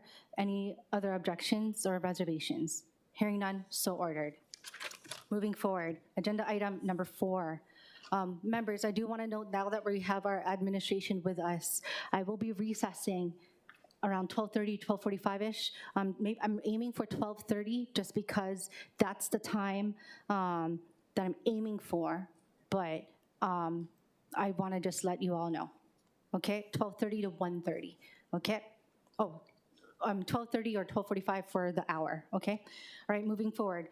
Bill 12, 2024, CD1, approving the executive operating budget and program for the fiscal year July 1, 2024 to June 30, 2025. Members, it is Council Communication 142. We do have, oh, nope, that's the wrong budget. Hang on, I gotta find my, okay, never mind. Okay, wait, we'll go with testifiers first so that I can get everything in order. Members, we have, sorry, there's so many papers. Hold on, okay. First off for Bill 4, oh my gosh. Bill 12, CD1, excuse me, everyone. We have first up online testifiers, we have Eliza Talbot, followed by Chris Lee, followed by Amy Agbayani, followed by Maria Ralojai J, followed by Daniel Donnell. Okay, we'll move on with Eliza first. Hi, good morning, council members. Thank you so much for having me today. Just wanted to quickly put my support in for the Office of Economic Revitalization and full funding for their budget. I am currently vice chair of the commission, and this is a new commission, and this group has worked extremely hard with the staff at OER to come up with really feasible, innovative ideas to fix a lot of things that are kind of plaguing our small business community here. In my day job, I work for the Chamber of Commerce Hawaii, so I see a lot of the challenges and things that the businesses are going through, and I can tell you that OER is the only office that is addressing these challenges and really dedicated to making a difference, and they're nimble enough to do whatever the city needs them to do. They're the only department in the city that can do this. And so I really urge you to support full funding for their budget and staffing so that we can continue to support the small business community here in Hawaii. Thank you. Okay, sorry. Thank you. Next we have Chris Lee, followed by Amy Agbayani, followed by Maria Ralojai, followed by Daniel Donnell. Good morning, Chair. Oh, okay. Hi, Chris. Good morning, members of the committee. I'm just here to mahalo the members of the committee and the council in general for your support for our strong and vibrant film and industry, and in particular in restoring funding for the Honolulu Film Office, which I outline in my testimony why they're so good at what they do. And also, just fortuitously, I just want to say that the new Fox show called Rescue Hawaii Serve, or HI Serve, was not only did it get 7 additional episodes, not only is it created and written by Kahuku's own Matt Kester, not only have one of the episodes been directed by one of our ACM graduates, Aaron Lau, but Fox just gave it the coveted post-Super Bowl slot.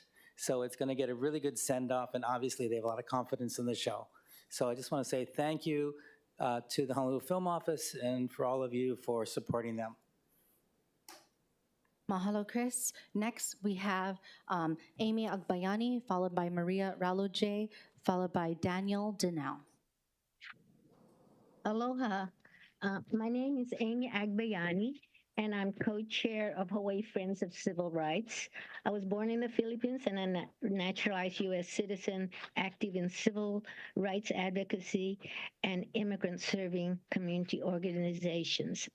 I strongly support a request for $300,000 for 2 full-time positions and program funds for resources for immigrant services and engagement in the Office of Economic Revitalization. Immigrants have been an important part of our history and our future. Um, just a little bit of information. Nearly half of Hawaii's immigrants are from the Philippines, where I'm from, and the majority of them are naturalized. The other top origin countries are Japan, 8.4, China, 7.8, Korea, 7%, Micronesia, 2%, 4%, 4.6, Vietnam, 3.9, Mexico, 2.2, Marshall Islands, 2.2, Canada, 1.6. They contribute a great deal to our community. And I just also wanted to say that they need services, and there's a need to establish a Honolulu City and County Immigrant Access to Services program within the OER to increase immigration integration, economic self-sufficiency, Thank you. contributions to the economy. Thank you. Thank you very much for your testimony. Okay, next we have Maria Raluje. Aloha Chair and Council members. My name is Maria Ralihai, and I'm the Policy and Communications Coordinator for the Hawaii Coalition for Immigrant Rights. So we submitted written testimony in support of Bill 12 and request appropriations and positions to establish resources for immigrant services and engagement within the Office of Economic Revitalization. So this type of resource is urgently needed in our county, where 1 in 5 are foreign born and half of them are limited English proficient.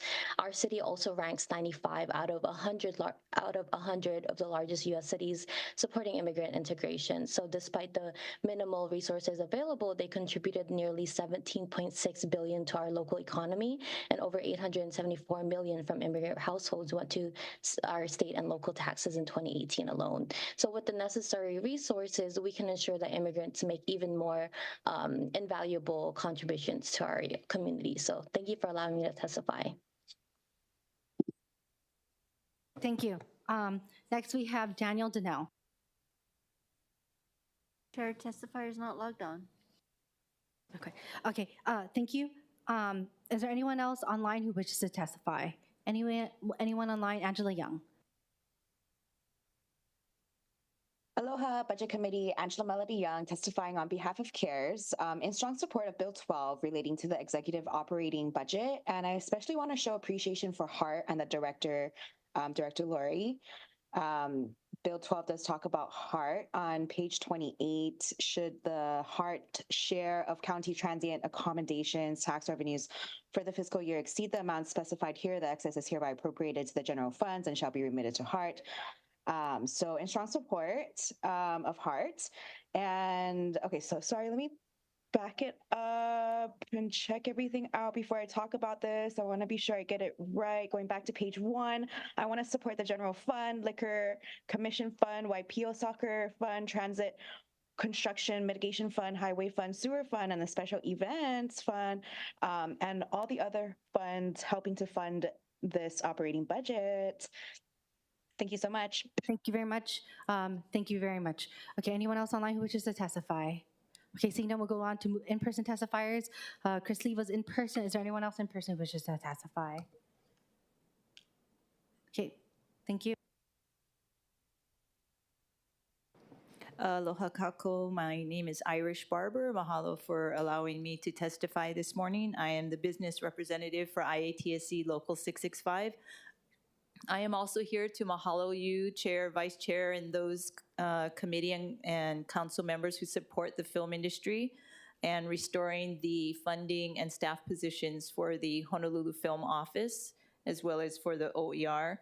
As Chris Lee earlier reported, Hawaii Rescue High Surf, not only is it has extended additional episodes, but the water unit is 100% a local crew, and the land unit is an 85% local crew. These are high-paying, valuable jobs. We had a very tumultuous 5 years, so your support is really critical in continuing us to have these high-paying jobs. Thank you so much. Thank you very much. Okay, is there anyone else in person who wishes to testify? Okay, seeing none, members, okay, hang on. Is this mine? Oh. Okay, members, it is Council Communication 142, Council Communication 142. So here we are with, okay, there's a lot of things. Okay. All right, members, is it okay if we go through page by page, ask questions, but also I want to make it quick where if we are in agreement, I'm going to accept all of the items that say delete new activity called overtime. Members, any questions about that? Are you okay that I accept all that? Okay? Okay. Moving forward. Okay, for I'll go page by page. So first off, we have, where are we? Okay, we're restoring positions and funding under managing director, under city management. We have restore position and funding for salaries at $80,004. Any questions, members? Then we also have restore funding for salaries for culture and the arts. We have restore funding for current expenses for culture and the arts. We had add funding for current expenses for Olelo Hawaii Month for culture and the arts. And then we have on the first page, restoring funding for salaries for Object Code 1101, regular pay at $707,364. Members, any questions about this? And we also have our city administration here as well.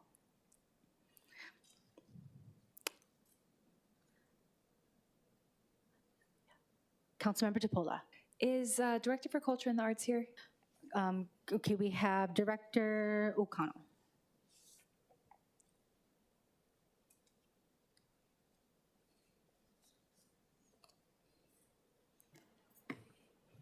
Good morning, Budget Chair Cordero and council members. Thank you for having me here today. Thank you for being here. We appreciate your presence. Just have a quick question about the $10,000 being put aside for Olelo Hawaii Month. We're obviously excited about it. We've talked about it actually in the past too, about trying to have you guys do something. You think that this money being appropriated could be used wisely and will have an impact? Yes, absolutely. I think we can reach out to resources and create with the lead time that we have and that funding, I think we can reach out to different resources. I've already have ideas to have tracks of learning for Olelo Hawaii, bring in the community, get different community organizations involved. I think it would be very exciting. If possible, just a thought. I don't know if you're willing to just send a survey to the council members and suggest and ask maybe what some of our suggestions are. I always feel like our money would be best impacted if we start with ourselves first, meaning like our own policies, our own procedures, our own personnel, our own buildings, and our own programs. Mm-hmm. I've heard Councilmember Kiana mention it many times. There's certain phrases we use and other things that, I think just in general, in Olelo Hawaii Month, like if you wouldn't be adverse to it, I think if anyone had suggestions and then you guys could kind of take that under advisement, it would mean a lot to me if you would be open to that. I'd absolutely be open. I think it's always a great starting point. Okay, thank you. Thank you, Chair. Director O'Connell, I was told that you need to address yourself again. Your name and your position. Apologies. Good morning, council members. Ka'ili Trask O'Connell, Executive Director of Mayor's Office of Culture and the Arts. Thank you very much. Members, any questions for the MOCA Director since she's up here? Any questions? Okay, seeing none. I know that Director Kawano has something for this first page.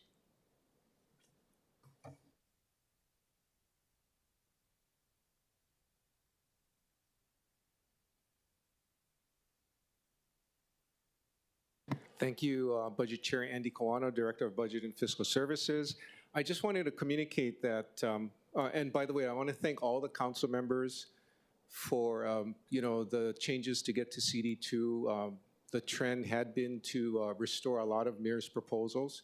But with respect to MOCA, there's a restriction in the proviso with regard to the executive's pay. We have some concern about that, and I've been informed by Mayor that he will issue a letter to Budget Chair and Council Chair to express his concern. So I just wanted to share that with you. Thank you. Members, any questions regarding this matter, this item, line item? No? Okay. Thank you, Director. Any discussion or requests or objections on this first page? Seeing none, moving forward. Page 2. Office of Economic Revitalization, we're adding funding for salaries at $360,276. We're adding positions and funding for salaries below that for $160,656, which, let's see. So we're, and at least $321,312 to provide resources for immigrant services. Then we are restoring their current expenses of $593,669. For Office of Housing, we're adding back their salaries for $150,000.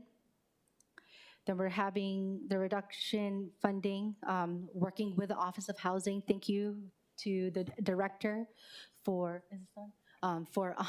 reduction in $125,000. If you have any questions, we can ask them that. Also on this page, thank you to the Neighborhood Commission Office, and to Councilmember Kia Aina for $50,000 out of current expenses shall be appropriated for the Neighborhood Commission to conduct community outreach and public education. Council Committee Vice Chair Wire or Council Vice Chair Kia Aina, do you have any comments on these pages for the ads? Councilmember Kia Aina. Thank you. First, with regard to the Office of Economic Revitalization, as well as the Film Office, thank you so much for helping to restore the funding.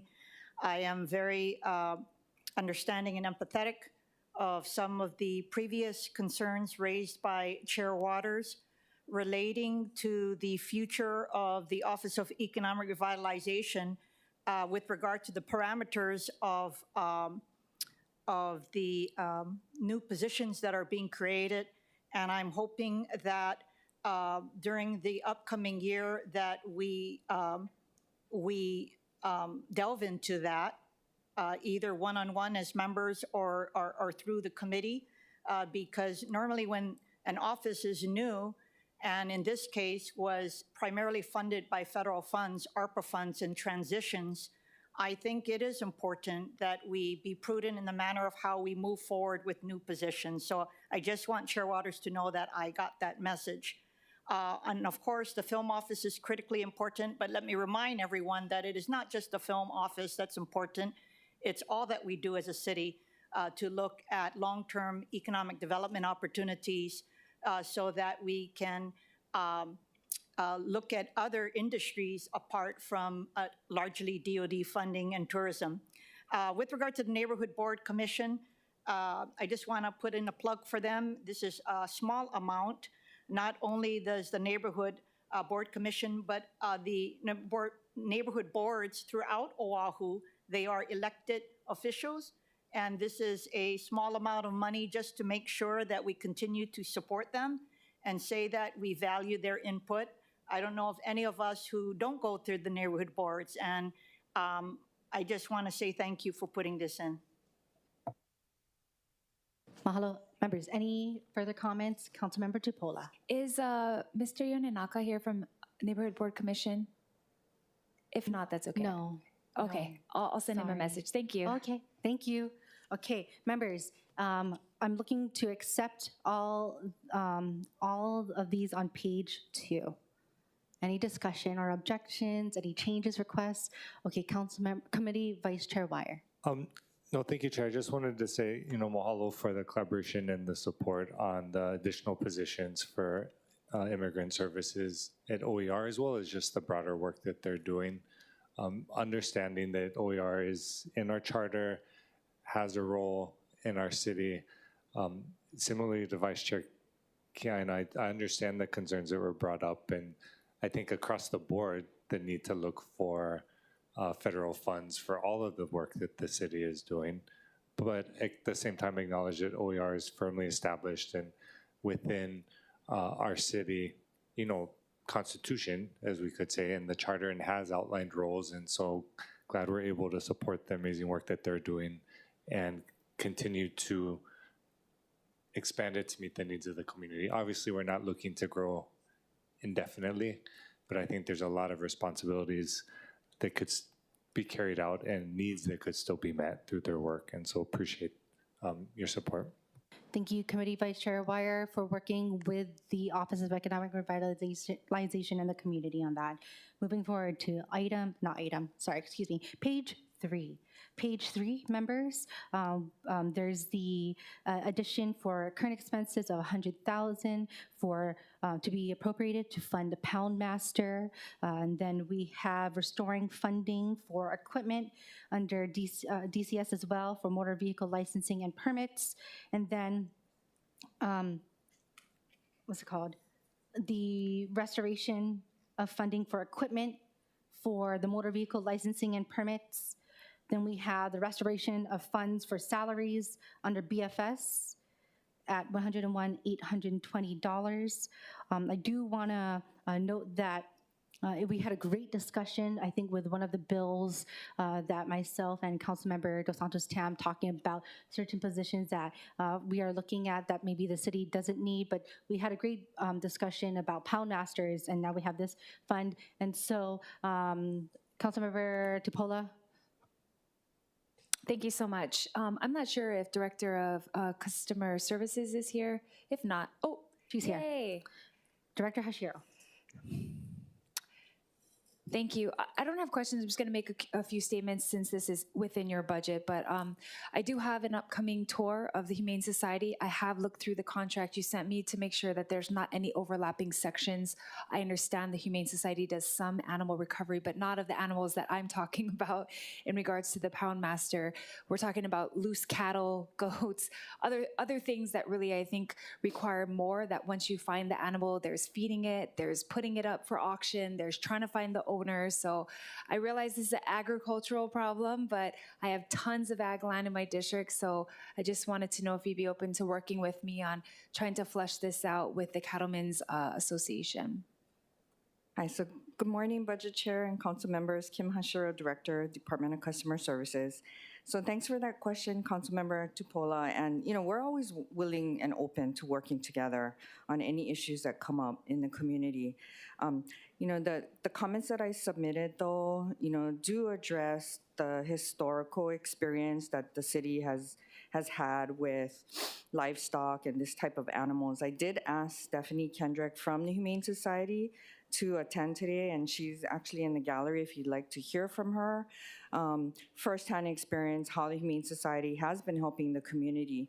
My concern with this proviso is regarding the $100,000 earmarked for this program, when it doesn't seem to, there hasn't been a lot of activity in this area. And with the budget being so tight, I understand the concern, but my concern is about allocating funds when we really haven't quite fleshed out, a program or what your concerns are.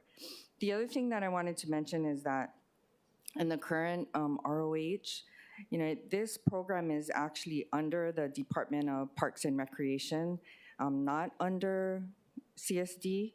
So that's another area that I wanted to just raise and bring to your attention. Yeah, I do think that the actual ROH itself is not just in the wrong section, but also the amounts. I think it's like $2 for Yeah. every recovery, $1. So it severely, needs to be updated. But I think I won't really ask the Humane Society too many questions because my concern is that the Cattlemen's Association has been filling the gap of which they probably shouldn't have, like kind of taken it on themselves to rescue animals.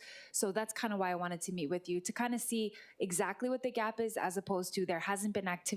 There has, but there's been people taking care of it that didn't really know. Well, actually, I shouldn't say that. Half of them do know the old pound master, and we do know him, and he has told us the concerns he had when he was the pound master here. So I think those are all things we can flush out and then maybe do some adjustments later after we kind of have our first round at trying to do what we can to provide that community support. It's not just for animals, though. I'm saying these are animals running through the road that we've had to take off and have police officers try to grab. So we'll talk more offline. Thank you, Chair. Thank you very much. Members, any other questions? I know that, thank you very much.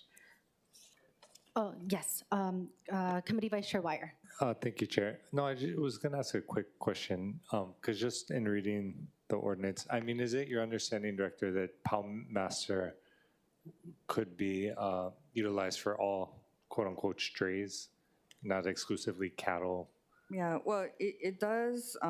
My understanding is that it's more for large stray animals, so things like horses, cattle, sheep, goat, so not domestic animals.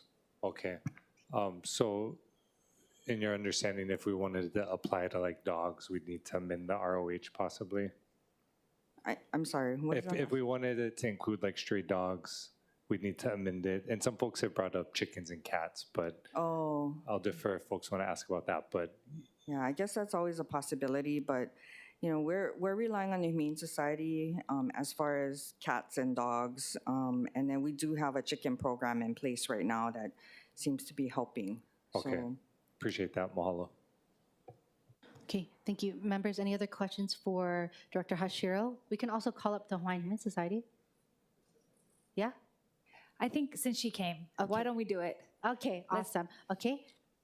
Representing the Hawaiian Humane Society.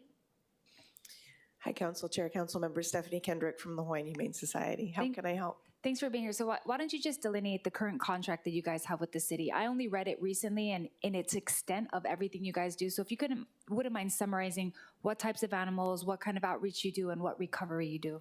Sure. So under the city contract, that primarily funds are being the official lost and found for pet animals on Oahu. So we'll take any dog or cat in need and try and get them back to their home. If we can't get them back to their home, then we assess their needs and potentially put them up for adoption. We also do animal law enforcement for the city and county of Honolulu under the contract. Does that include when there are a huge amount of animals in encampments? Do you guys do the rescue for that? So the city doesn't pay us for that, but we do have a program through our outreach team that goes out to unsheltered folks who have pets, and we provide as many services as we can. We try and get them in for spay-neuter services so the populations out there aren't growing, but that's not specific to our city contract. I would see that I kind of noticed the gap when I read that contract because we've had struggles with all kinds of animals in the encampment. Lastly, you guys have a spade and neuter, but is that only at your facility, only if people bring it, or do you actually bring the program into the community? We don't have a mobile spay-neuter unit, so it is at our facilities, but particularly when you're talking about the unhoused population, we do provide transport. So if they can't get their animals to the clinic, we can help them with that. Thank you so much, Chair, for the time. Committee Vice Chair Wire. Malo, and thank you for being here today. Of course. Could you just kind of lay out when you say animal law enforcement, Yeah. like what that entails and looks like? So we do our animal nuisance laws, so dogs barking, too many dogs, that sort of thing. We also, primarily the focus is on animal cruelty. When we get reports of suspected animal cruelty in the community, we'll go out there and do an assessment. And if it's a fixable problem, which is what we prefer to do, is educate folks so that they're treating their animals better, we'll have that conversation and then we'll go back and we'll do welfare checks and we'll assess the situation to see if it's improved. If it's not improving or the homeowner's uncooperative, then we can do citations. We do work with HPD if it's a felony level case, as our officers are only deputized to to investigate misdemeanors. So for the very serious cases, we work in tandem with HPD. Okay, appreciate that. And then how does that apply to also like loose or stray dogs? Like if folks called you up, what would kind of be their response? Yeah, so we ask people to secure the dogs because we have very few officers and we can't be out chasing dogs around the community. But if folks have secured a stray dog, then we can come and pick them up. Okay, and then what happens if they call and say there's like a dangerous dog? Dangerous dog investigations are a pretty common part of what we do. We actually just had a state bill passed that will hopefully improve the situation and our ability to respond to those cases because the rules right now, we have to go through the court system in order to compel any kind of compliance, and that is a time-consuming process. So we aren't able to be as effective as we'd like to be in terms of getting better results for the community, but we're hoping with this new state legislation, if the governor signs it, that'll improve our dangerous dog response. Yeah, mahalo. Yep. Appreciate that. Thank you, Chair. Thank you very much. Next, members, any other questions for Hawaiian Humane Society? For either one, okay? Yeah. All right, Councilmember Say. So Director Hashiro, what is the frequency of this particular program? Meaning, you have 100,000, will we contract it out to a individual or a nonprofit or a particular person? What's the execution? So the ordinance actually enables the mayor to appoint a pound master, and there are rates established, as we had discussed earlier, that are probably obsolete. But that would be the process. That is what has occurred in the city in the past. No, I'm just trying to visualize. You have 100,000. Are we going to hire a warm body to do the corralling of that particular boar or whatever it is? I'm just trying to figure out if I go back to the district, what you spending 100,000 on this kind of a program? I can see feral chickens. Right. So when it would come up, then this is when there would be a call made to the pound master to actually corral and remove the animal.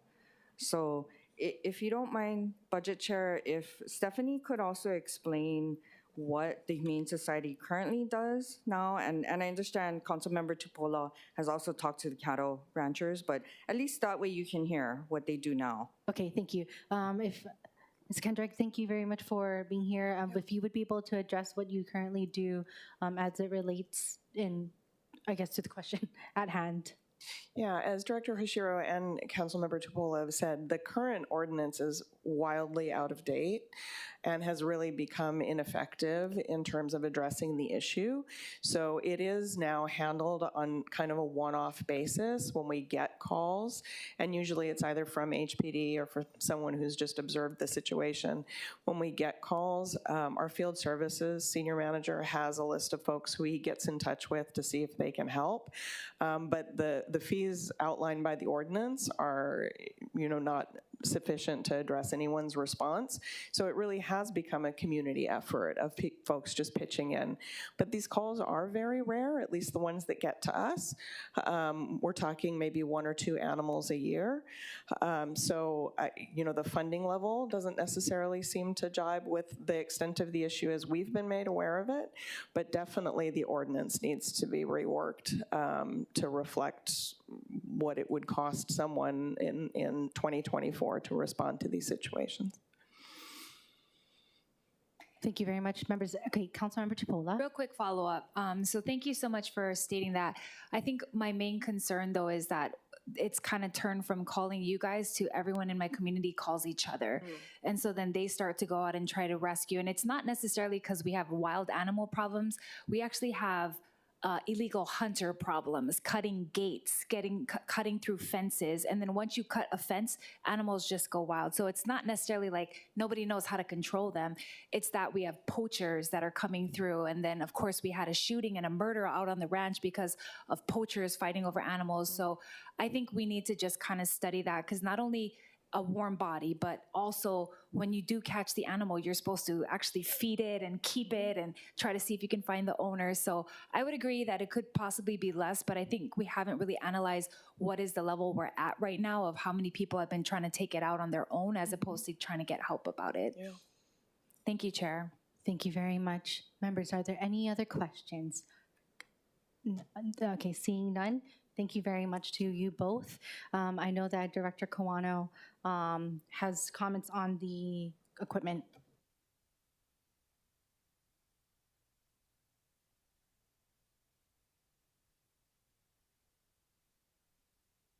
Director Kawano?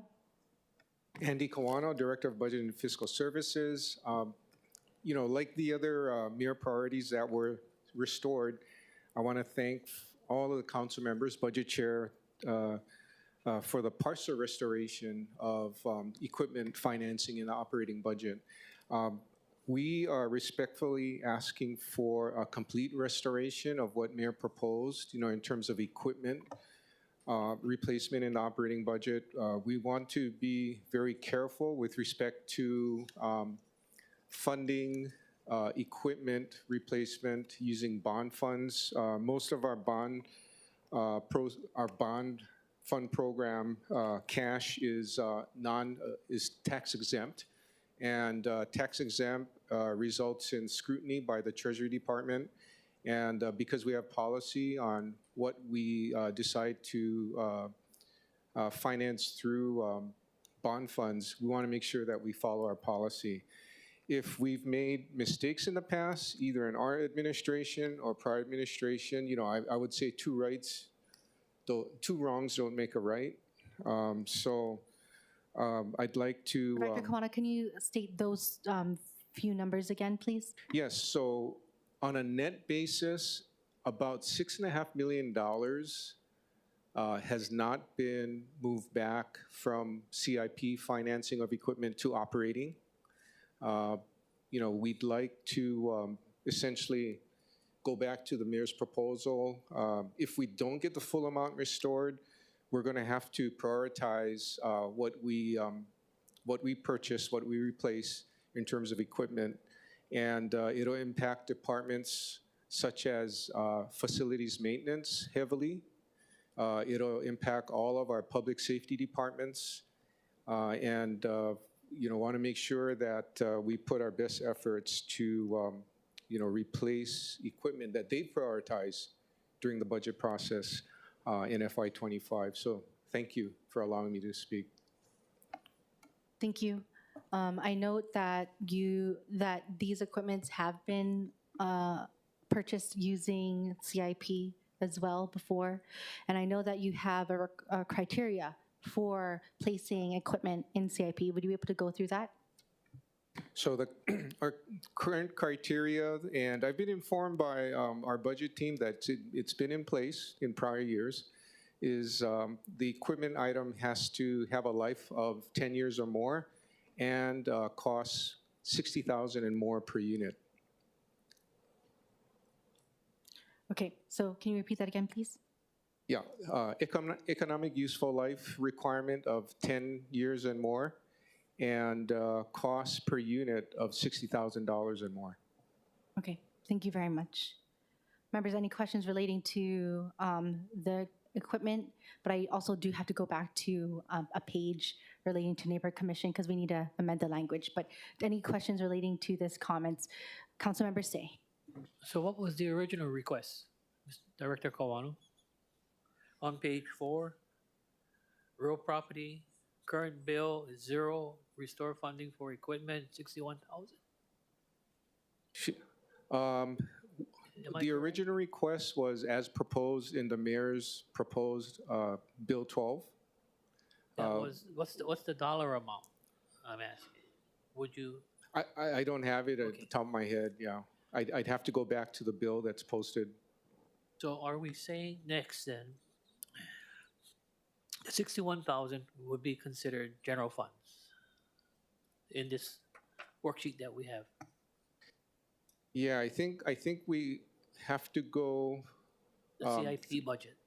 Yeah. So what's in the worksheet is what Budget Chair has recommended to move back, into operating as restored. Yes. But when I aggregate everything removed per CD1, if I compare CD1 to the original mayor's proposed budget, we're still about $7 million, $7.5 million short, in terms of equipment that's put back into operating. And I respectfully request that we do that, because if we don't, the departments affected will have to reprioritize what they've already prioritized. And they're only going to be able to spend, what's in the operating budget. So Councilmember Say, in the CD1, we moved a total of, or close to a total of more than 11 million, I want to say maybe close to 12 million, or maybe at least 11 million and a half dollars of equipment worth into the CIP. We then restored about, I want to say six, maybe a little bit less than half back. Is that correct? Not quite half. Almost half? Over $3 million, perhaps. Okay. We're still short quite a bit. Yeah. So, but, so they still remain in the capital improvement funds budget, but they're requesting for full. But then that is where we would have to find cuts in our operating budget as well. Thank you very much. Okay, members, okay, noted. I do want to go back to page 2 for the Neighborhood Commission. And this is just a language change, members, or addition. I would like to accept the proviso being changed and amended to at least 50,000 out of current expenses shall be appropriated for the Neighborhood Commission office to conduct community outreach and public education. Really quick, Neighborhood Commission is the commission itself, and then we have our office who will be implementing the public outreach and education. So that is why we need to make that amendment. Is everyone okay with that? Okay, all right, thank you very much. Members, we are still on page 3. I look to accept all the amendments on page 3. Any questions? Council members say. May I vote no on the Pound Master? Okay. Okay, thank you. Thank you. Okay, members, any thoughts? Okay, moving forward, page 4. Members, I look to accept the amendments on page 4.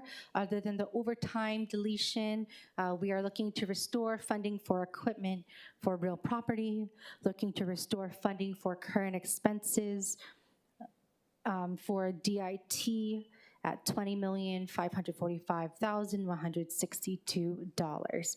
Any questions on both? We have Council Chair Waters. Thank you. Director Kawano?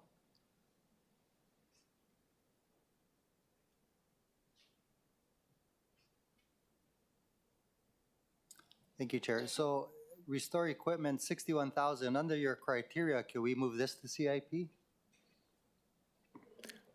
I'm sorry, Chair, are you reading off of the worksheet? Yeah, off of page 4. So if it's being restored, Budget Chair has already approved restoration of that amount? No, understood, but if your criteria is it needs to be over 60,000, well, I don't know how long the equipment will last, but it seems to fit at least half of your criteria at 61,000. Okay, let me pull that worksheet. Actually, we can come back to it. We'll let him pull it up. This is a good discussion to have. And this is something that we had to go back and forth with admin for different equipments, right? Because we also had to look at the other, the different types of equipment that they had in their, oh gosh, what is that document that they have? The equipment list as well. Sorry, Director Kawano. Yes, so to repeat what I said, Budget Chair, with regard to the $61,000, has agreed to move back the $61,000 to operating. That's what she's reflecting on the worksheet, and we concur with that. There are a number of departments that have not been restored. I'll give you an example. No, I understood, but just on this particular one, we just had the discussion that the criteria is that we could move it to CIP if it's over 60,000. This is under your own criteria, right? By the way, who created this criteria? My understanding is that the past administration created the criteria. Okay, so and we're it's not something executing. in ordinance, right? Correct. Okay, but this criteria created by a past administration was if it's over 60,000 per unit, it could go CIP. And if it's under 60,000 per unit, you'd prefer it be in cash, right? Yes. So this particular And one 10 is years. 10 years, yeah. So this particular restoration is for 61,000. I'm just curious if this, why do you want it restored when we could put it to CIP? Because what we want to do is ensure that what we finance using operating cash meets the criteria or meets policy. If we're audited by Treasury, if we don't follow policy, they may restrict us from issuing tax-exempt bonds. Treasury, meaning the Treasury Department in Budget and Fiscal Services?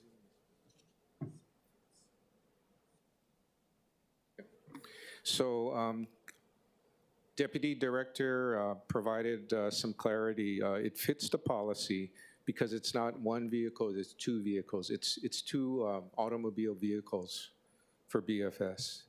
So it doesn't fit the criteria or policy to be put under CIP. I see. So the 61,000 represents two vehicles, not one? Yes. Okay. Okay, thank you. Thank you. Thank you, Chair. Thank you. I just also have a question relating to the equipment that is in CIP that was not for current use of funds, and the equipment that that are under the 10 years, as well as under the amount, but have not been expended for the equipment. So we still have in the quarterly status report in the CIP, a ladder truck, a P cutaway with liftgate, traffic advisor, pickup with towing stowage, and the list goes on. So how do we, I guess, make sense of how those are not appropriated and purchased? Because, yeah, so my understanding is that the department, along with the budget team, the budget CIP team, concluded that those assets meet the criteria to be bond funded or in CIP.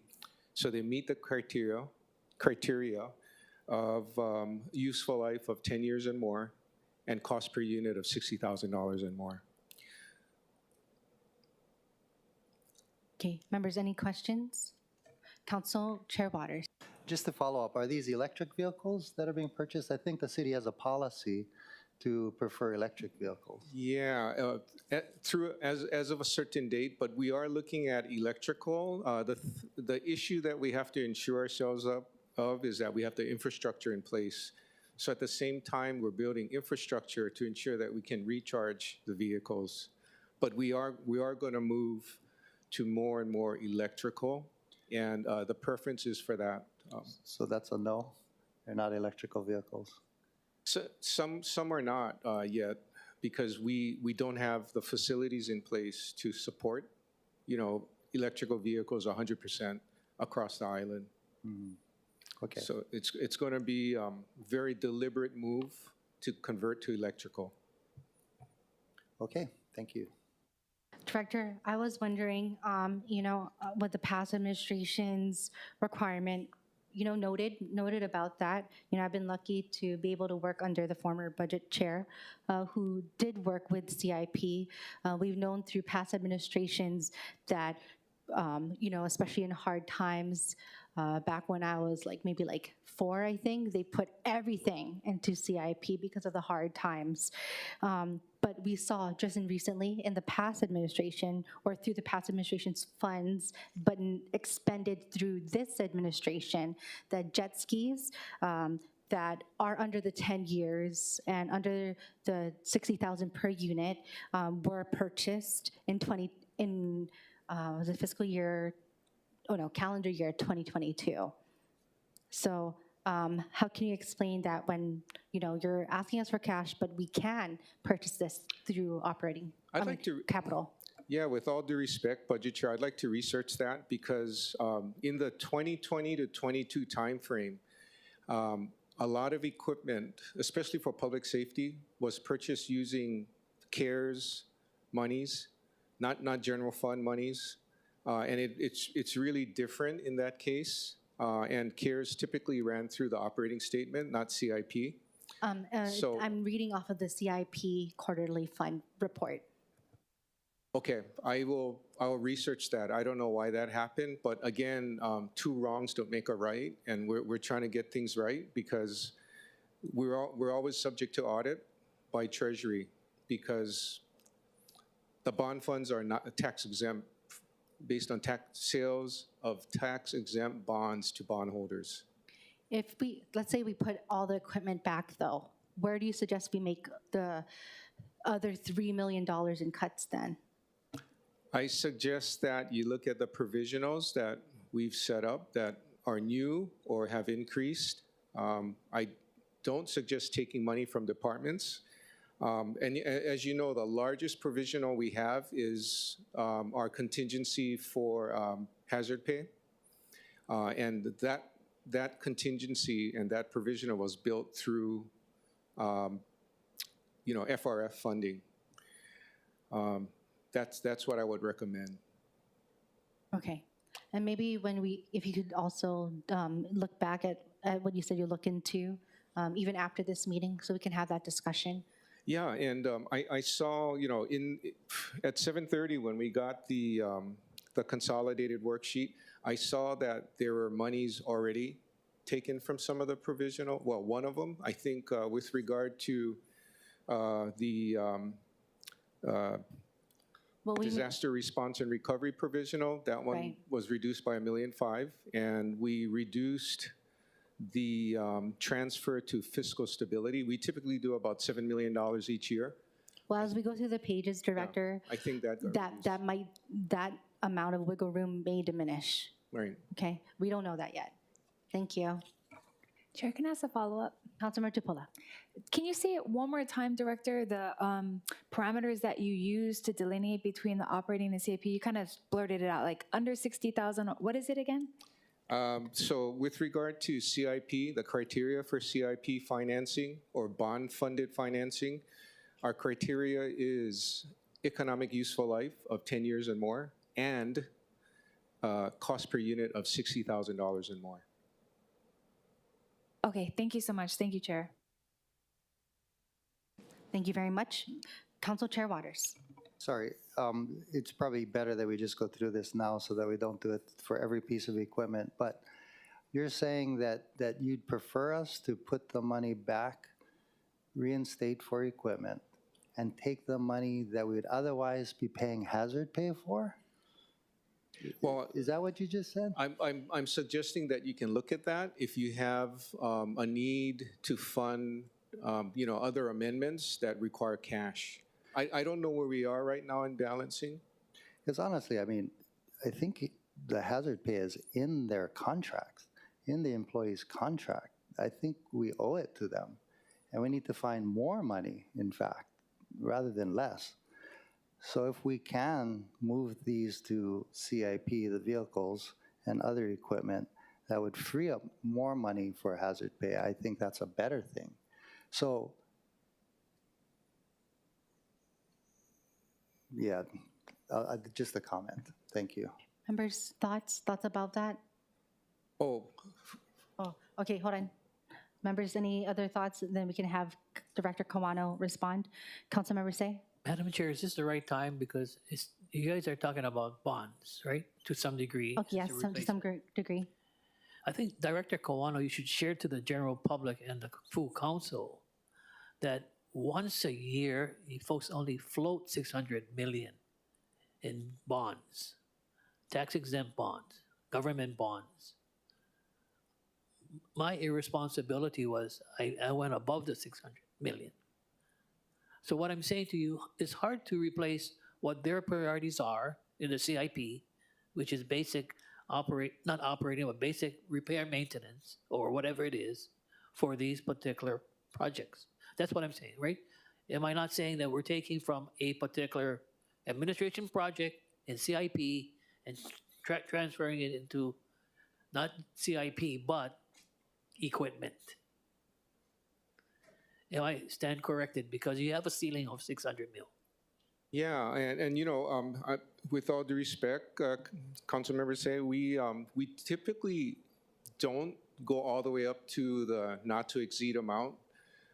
What we sell every year in terms of bond sales, and there's generally bond sales are typically tax exempt. We generally sell what we need based on what we project out that'll be expended, because we don't want to hold on to debt that's not going to be put to work. So we don't want to oversell, if you will, and have to make debt service payments. So we project out what we believe through estimation that we're going to expend during the upcoming year. So yeah, we don't go up to the up to, and I think the issue is using the right source of funding for the equipment that doesn't meet the criteria for CIP purposes. And if we don't get it all back, we're partially not restored. That amount, let's say it's $3 million, we decide not to, or council members decide not to restore $3 million hypothetically. That will mean that all of the departments impacted would have to reevaluate, how much they have authority to spend by appropriation, and they're going to have to reprioritize their equipment replacement. Madam Chair, thank you very much. I think Director Kawano stated for the record, yeah, that we have a ceiling that we have to abide with.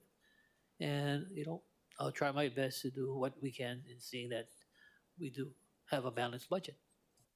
Understood. Thank you very much.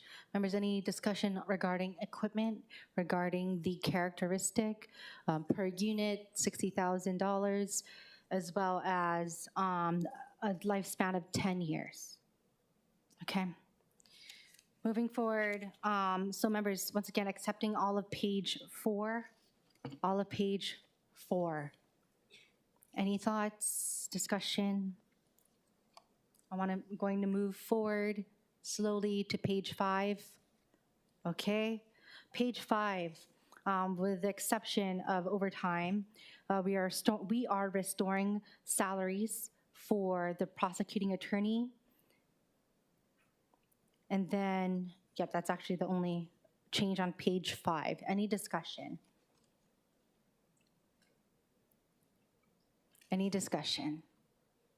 Okay, moving forward, page 6, with the exception of overtime, we are in DPP now, where we are accepting but amending the proviso to conform to standard drafting conventions that $200,000 out of current expenses shall be appropriated for employee training in DPP.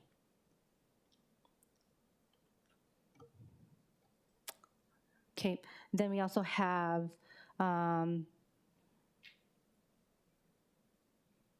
let's see here. So we're accepting the restoration for DPP administration to amend amount to $2 million, restoring $2 million for the affordable rental housing grants incentives. So bringing it back to $5 million, members. And then in site development, we have restoring a funding for equipment in the Highway Fund.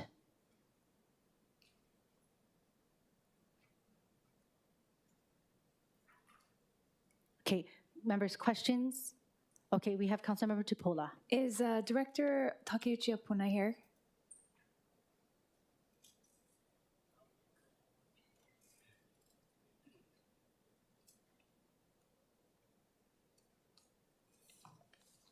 Aloha. Aloha, Director. Thank you for being here. Quick question on the amendment for the $2 million to come up to $5 million. If I'm not mistaken, this is the Bill 3, the matching $5 million from the state. You guys are going to do $5 million. Is that correct? That's correct. And just to make note, you know, since we're talking about having a tight budget, we really have never spent any kind of even near this amount on any of the funding. But you're pretty positive we can expend $5 million in 1 year. I'm very hopeful that we will, that we, you know, with all our prioritizing of these projects and working with the developers, that we hope that the ones that are currently pending will move through. Okay, well, we look forward to any updates that you might have on that. I really feel like it's a huge jump. I want to be hopeful too, but we've only like really expended like maybe 200-something thousand on these grants. So we want more affordable housing. If this works, then great. And if the state can match it, then even better. So thank you for all your work. Thank you, Chair. Thank you. Thank you very much. Councilmember Kia Aina. Just follow up to those lines of questioning. I know that the measures, there are various measures moving forward with regard to pre-construction versus post-construction, and whether or not the pre-construction gets carved out into another bill. It is your objective to move that forward, correct? Yes. Okay, so for me, because the amount of the grants are significant, I don't know if the parameters will be decreased. I do believe a single project can wipe out a lot of that $5 million. So I'm just hoping if we all commit, the administration and the council, we need to do a good job and get it done for both the post-construction processes as well as the pre-construction. So I just want to make sure that as we're doing this, that we don't lose sight of the fact that it needs to get to the finish line. Absolutely. Thank you. Okay. Question? Okay. One moment. Remember, does anyone have I want to go back to page 4. Does anyone have a question for DIT so that we can call the director? Does anyone want to pose a question?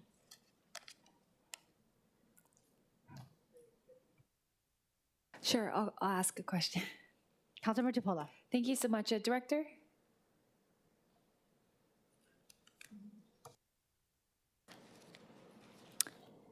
Good morning. Aloha. Thank you for being here with us. So specifically for DIT, this restoration of the $20 million, I mean, it's substantial. And so we just want to kind of hear your thoughts on this. Well, we appreciate you restoring that. I did want to speak to the remaining $500,000 or so that is not being restored. So these are going to be discretionary funds in operating expenses. And what we will have to defer are upgrades to PCs, desktop machines, office, and some display monitors for fire department. And that would basically make up the $500,000. But as you know, most departments are pushing for modernization for office productivity. And while we do have some leeway to defer this, is basically kicking the can down the road. We have about 8,000 machines that we have to upgrade on a 4-year cycle. So it's a lot to catch up with if we don't fund it this year. And $500,000 relative to the size of the total department budget is not a lot of money, but it does affect the end users. And so I'm going to ask on their behalf. It really is going to be affecting other departments. It's the machines that we provide to them and the office licenses. There's some security things that we're going to have to find money for, but this will affect end users. Just one follow-up question, and forgive me if this has been asked to you previously, but aside from any general funds, do you seek any other type of federal funding or grant funding to help your program, or is that not part of what you do for your budget? In previous years, we've had substantial funding through the CARES Act. and through SLFRF. But you personally don't apply for any other funds that might exist federally or within the state? No. We have also asked for Homeland Security funding, and prior to the last two presidencies, Hawaii had a much higher rating for risk to the country. And so because our president was from Hawaii and visited, we, for several years, did get awarded quite a bit of funding, but that's not available to us anymore. So we're trying to get funding for the camera systems through the congressional delegate. We are asking for that. We haven't heard back from that. So Yeah, I only ask because I've been invited to quite a bit of cybersecurity conferences recently, and so I'm guessing that we might need to try to navigate through some of that, since it's a huge thing for government cybersecurity right now to try to put up firewalls and protection. So I wish you luck and maybe more delving into that area that might be helpful. Thank you, Chair. thank you. Director Wong, I have a question. I know that you mentioned certain equipment within this current expenses. I do want to note that in my CD1, I did not accept any cuts to equipment. And so you mentioned, can you please reiterate again the certain equipments that are in current expenses and why they are not in equipment and are in current expenses? So traditionally, a large portion of DIT's equipment purchases have been in current expense and not under equipment. And the industry has changed. We used to buy very large, expensive equipment, mainframes, and things that we would have in use for 6, 8, 9, 10, 15 years. But the industry has changed to much lower cost equipment that are more like just current expenditures. So if you look at a desktop machine, we're spending $500. The unit costs are very low, but of course, because we're buying thousands of them, it adds up to hundreds of thousands of dollars. But those equipment purchases are under current expense, as well as software licenses and like cybersecurity equipment that was under current expense.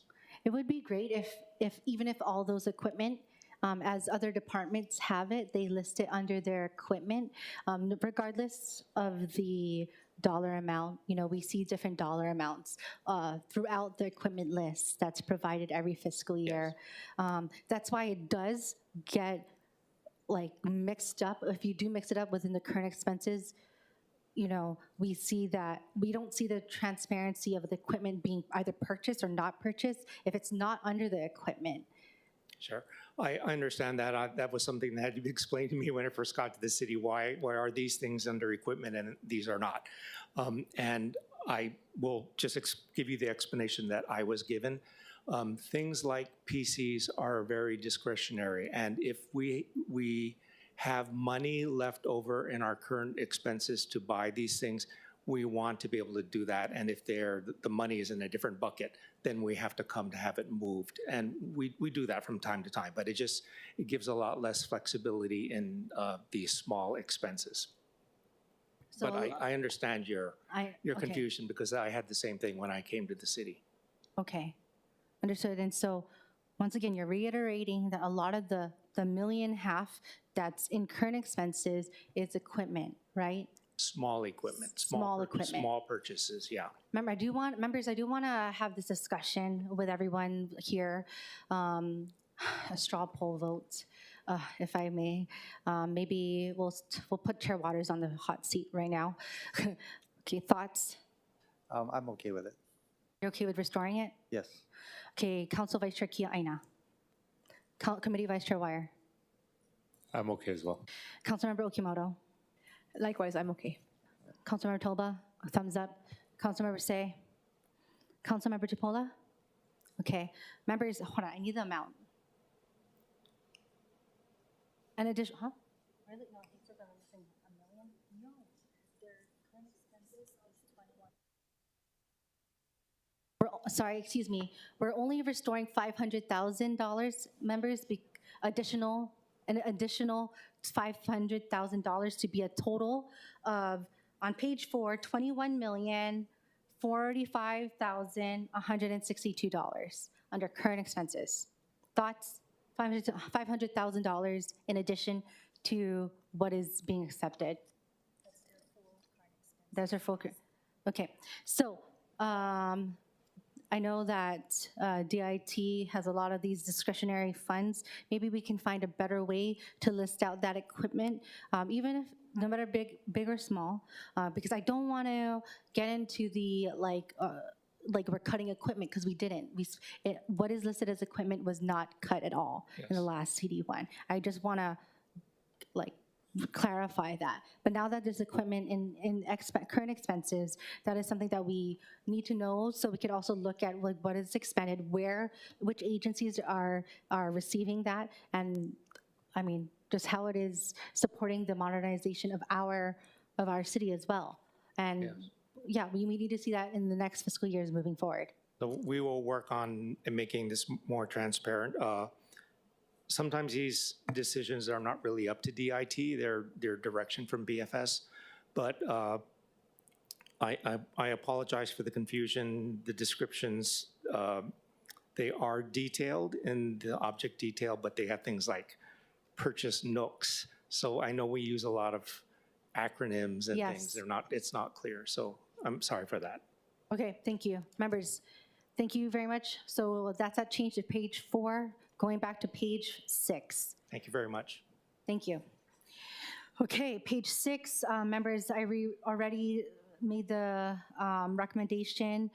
We had no further comments except for the questions for DPP, so I want to move forward to page 7. Page 7. And thank you, members, for all this discussion. We are, with the exception of the overtime, we are restoring funding for equipment for public and electrical maintenance under DFM of $95,000. In the highway funds, $54,000 for the general funds, $50,000 for the highway funds. Next, that's it. Any questions regarding these restorations back for PBEM? I do know that they have an update from the last CD1. I know we were talking about cabinet makers and lead carpenter in this specific division, and I want to note that they are moving forward with hopefully hiring this person soon. So that's great. I mean, it's not in here, sorry, but just want to let everyone know that. Okay, next, page 8. So we're accepting all of page 7. Page 8. Okay. We have under the Department of Design and Construction, okay, a restoration for funding for office assistant.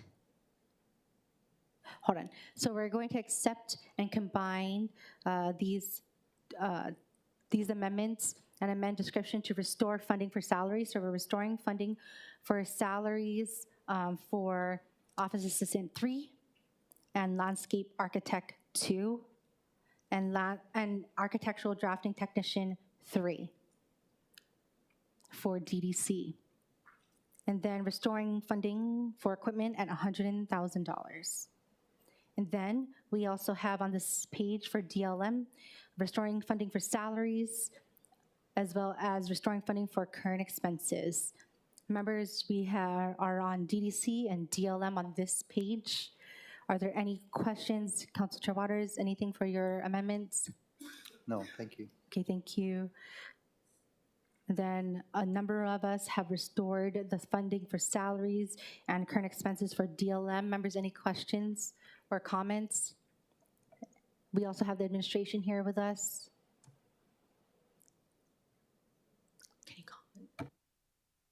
Okay, I would like to call the Director of Land Management.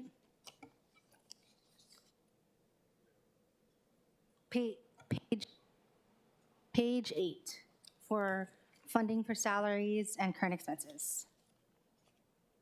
Oh, also, I guess we'll move to the administration, since it's the last thing on page 9. It says, actually, we're going to be moving it to the CIP. It's basically $1 million for renovations, including kitchen improvements at 524 Ka'aahi Street, a city-owned property. So we're not going to accept this addition in the operating, but we're moving it to CIP and a project of $1 million for kitchen improvements at 524 Ka'aahi Street. Hi, good afternoon, everybody. Kat Tashner, Department of Land Management. Thank you for the question. So regarding that proviso, we'd be happy to work with you to clarify what the intent is and to make sure that the improvements are a CIP project versus an operating project. Understood. Thank you very much. Hopefully it's okay I call him out. It is Councilmember Dos Santos Tam's district as well as his amendment. If you could work with him, but I'm moving it to the CIP. We'll work with him on that.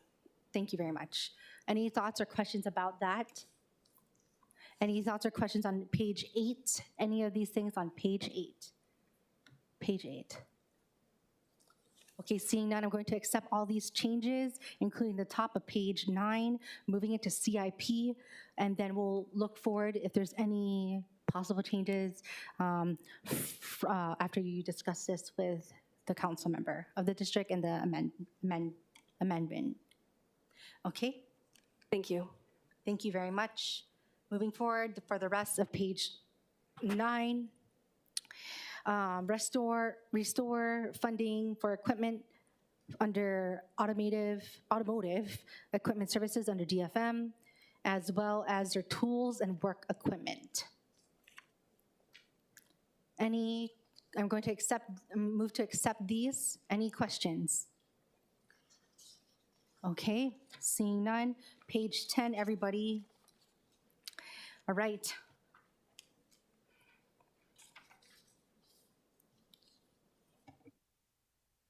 So we have, wait, what? Yeah, page 10, excuse me.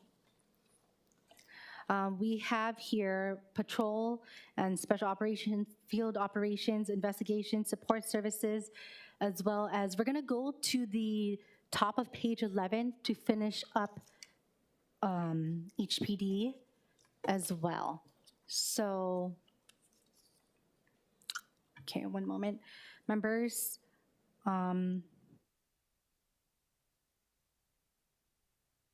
I have a verbal amendment for this page.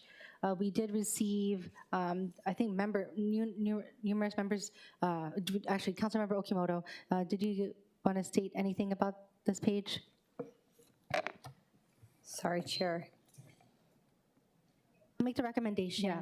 First off, we're deleting funding for current expenses, deleting the proviso of at least $400,000 out of current expenses shall be appropriated to expand and train community policing teams in all 8 patrol districts, as well as deleting funding for current expenses and the proviso of at least $630,000 out of current expenses shall be appropriated to expand the community policing in all 9 council districts.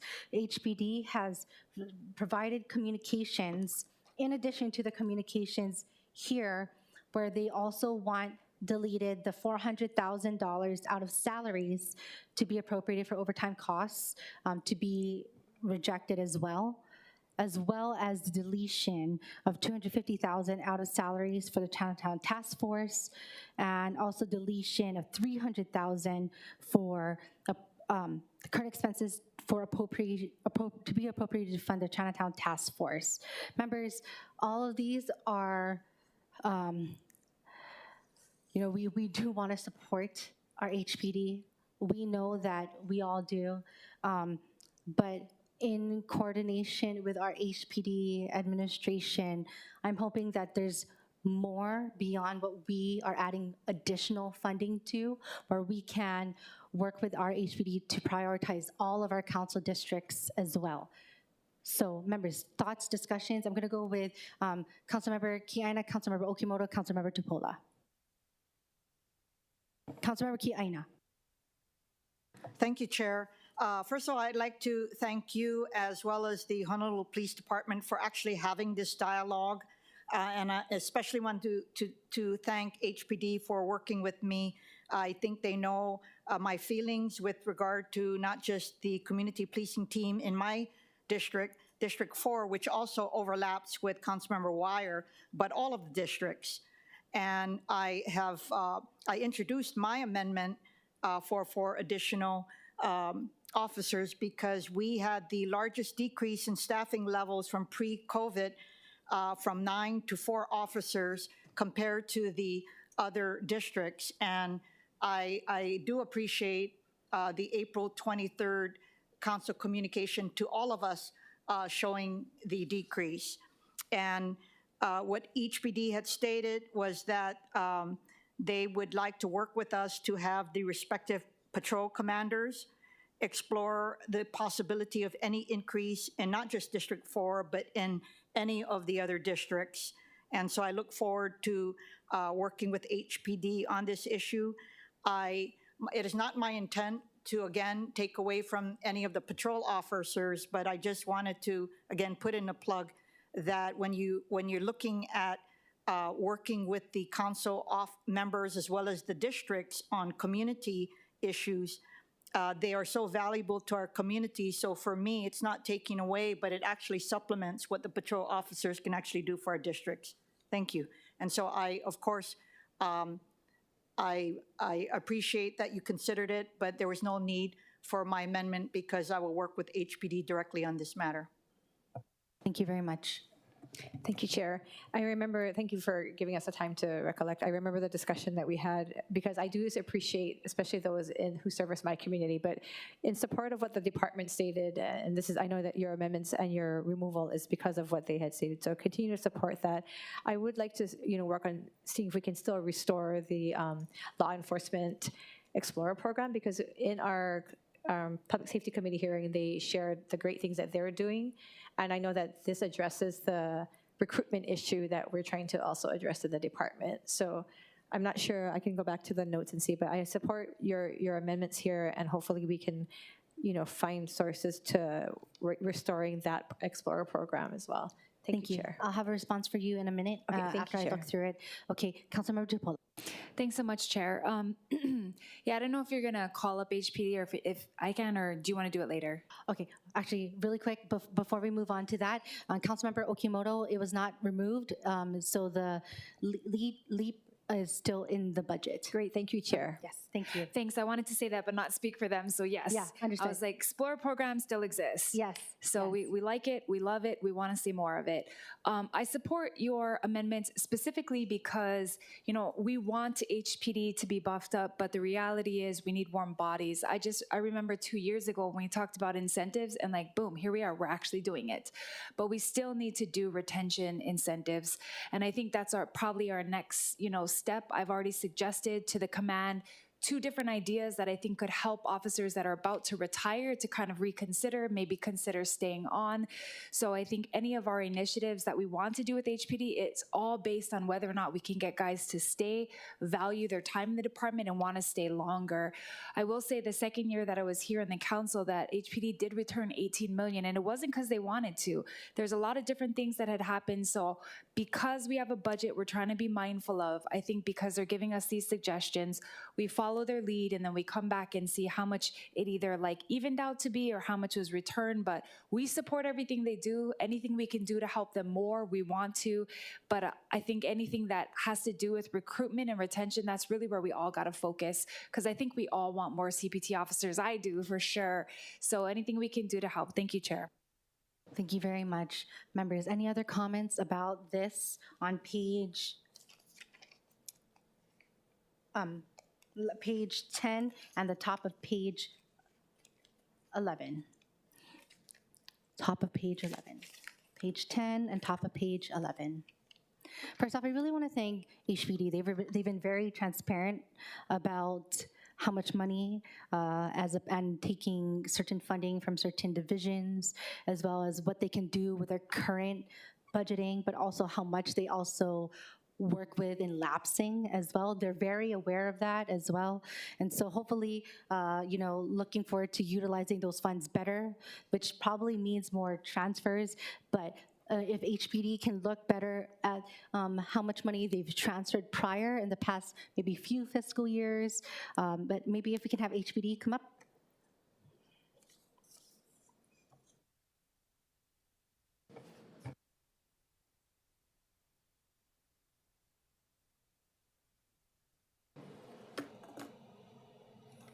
So as you note, I mentioned I verbally amended the deletion of the current expenses off of the communications in all 9 council districts, and then accepting the deletion of $400,000 out of salaries for CPT in all 8 patrol districts, and then also accepting the deletion of $250,000 out of salaries to be appropriated to fund the Chinatown Task Force, as well as the current expenses of $300,000. So that is a lot of deletion. As you can see, that a lot of funding was put into public safety because that's where our priority is. With HPD telling us that this is not necessary, to be added, we want to make sure that these are still focuses for all of our council districts. How can we be reassured that? Thank you, Budget Chair Cordero and council members.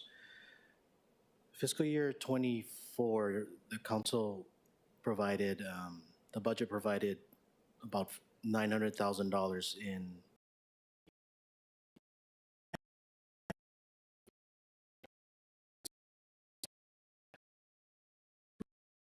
the fourth quarter.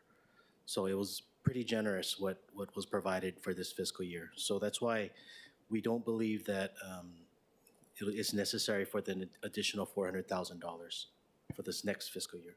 Okay, thank you. What if we were to ask from the current funding that you have, and we don't add any additional money? Actually, that sounds bad too, but like, first off, how do we get that same support for all of our CPT teams? Because it was on record to show that the council supports the CPT. What was provided for this fiscal year, the fiscal year CPT proviso, will last several years. Oh, I see. Oh, will last several years? Well, that will last several years. Oh, really? So the items that they procured. Oh, that's what you mean. Yeah, it'll last several years, so they can continue with their. I see. Okay, that makes sense. Members, any other? Oh, okay, Councilmember Giaina. Just a last comment, if you don't mind, with regard to the policing team. I just put up the communications, and Chair Waters, the 2 districts that saw the biggest decreases for the community policing team pre-COVID and now are our districts. Mine went from 9 to 5, and yours went from 5 to 2. Both downtown Honolulu, downtown Chinatown area, as well as Kapolei Waianae side, theirs was even, and then the rest were short by 2. And so I just maybe can work with the Chair of Public Safety, Chair Okimoto, to maybe just flush this out as we work with HPD to just make sure that we try as much as we can to bring our teams up to pre-COVID levels. That's all I wanted to say, but thank you guys so much for being in communication with my office. Can I respond to that, Council Member? Yes. District 6, for example, in Waikiki, they've done a program where they've combined the bike detail and the CPT. So because both units do a lot of community work, they've decided to combine their efforts. So that can be, even though the bike detail guys will be kind of part-time CPT, it does expand their personnel. So they do have more bodies to work with. Okay, I want one biking team too. Oh my gosh. Okay. Okay, thank you. Members, any other questions? Okay. Well, understood. Thank you and I appreciate that, knowing that the funding that we provided will last several years. If you could let all our CPT teams know across the eight districts that we do want to, if there's any need that, to work with HPD admin and work with the council in the out years after this fiscal year, because this outreach really did work out. And I think having the outreach that we had with my HPD and then immediately following after that was the mayor town hall. I want to say my community we're like, wow, we're finally having an attention in our area. So that felt really great for me as a resident of that community too. So, okay, members, any discussion on page 10 and 11? No? Okay, any comments on page 10 and 11? Okay, thank you very much. Thank you. Okay, next we're moving to fire. We are accepting the deletion of the funding for salaries for $200,000 out of salaries to be appropriated for existing CPR bystander training initiatives that are provided to members of the public. Fire mentioned that they have that already included in their budget as well. And as well as restoring and accepting the restoration of funding for their equipment under OC 4700, equipment not classified. So any comments or questions about the rest of page 11? Page 11. Okay, all right, thank you very much. We're gonna accept that. Moving forward to page 12. Before we do that, I do want to give a litmus check. I'm still looking to recess, thank you very much, to 12:30. Okay, is that okay with everyone? Thank you very much. Moving forward to page 12 and to the top of page 13, we are going to fire operations where we are restoring funding for firefighting equipment. Members, I want to note that for object code 4610, 4620, 4650, 4706, and 4709, we're going to accept, but we're going to move it from fire operations, move from radio shop to fire operations budget activity. Okay, members? So once again, we're accepting all these restorations, but moving it from radio shop to fire operations. Any questions?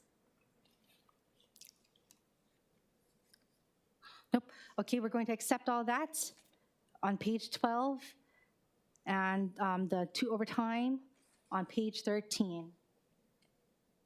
Sorry, Chair. Oh, yeah, I'm sorry. Councilmember Okimoto. Could I just have explanation for the reason for moving it from radio to operation, so I understand? Sure. Is there somebody from HFD? Not council, I'm sorry. We can ask HFD as well. Thankfully, HFD was able to provide us with the correct activity to place it. So that's what, okay. It'd just be helpful for me to understand. Thank you, Chair. Absolutely. Hey, good morning, Budget Chair Cordero, Vice Chair Wire, and committee members. Reed Yoshida, Assistant Chief of the Administrative Services Bureau. I'd like to first off thank you folks for the restoration of the fundage, which is very important to our operations.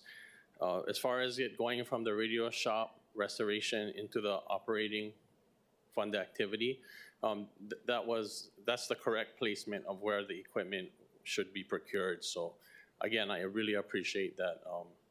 The HFD appreciates that restoration. Thank you. I remember in our previous hearings, I had asked, because you guys are doing a lot in, I believe, the radio shop as well as, I think, maintenance. And so is this going to hinder the radio shop? I'm glad that we're putting it in the right location, but I think I'd asked in a previous budget hearing, because of the scope of the radio shop being greater than just their department, they're working with other city departments, and I think even some statewide departments. Is the radio shop going to then be properly equipped and funded? Yeah, no, thank you for that question. Just so to clarify, it will not be affected because it is appropriated. What was appropriated in the radio shop is good for what we need, so it won't be impacted. Okay, thank you so much. Thank you, Chair. Thank you very much. Members, any other questions relating to fire operations as well as the top of page 13? Okay. Moving forward, we're accepting all that. Moving forward to emergency management. Okay, just accepting all the deletion of overtime. Down to ocean safety members. Ocean safety. In addition to administration for emergency services, I do want to note that there is a discussion about equipment which relates to ambulances that I do want to have the discussion with the committee and the rest of the council members, if that's okay. So I'm going to direct everyone's attention to Department of Emergency Services under Emergency Medical Services. Right now in the CIP, there's $3 million in general funds that I moved from operating in general funds to CIP, and it's for it's $500,000 per unit per ambulance. And members, I don't know the lifespan of the ambulances, but I do want to allow for this discussion from everyone because we do have our director, Jim Ireland, here, who does have the request for the $3 million in restoration of how many ambulances? For 6 ambulances. Okay, so Director Ireland.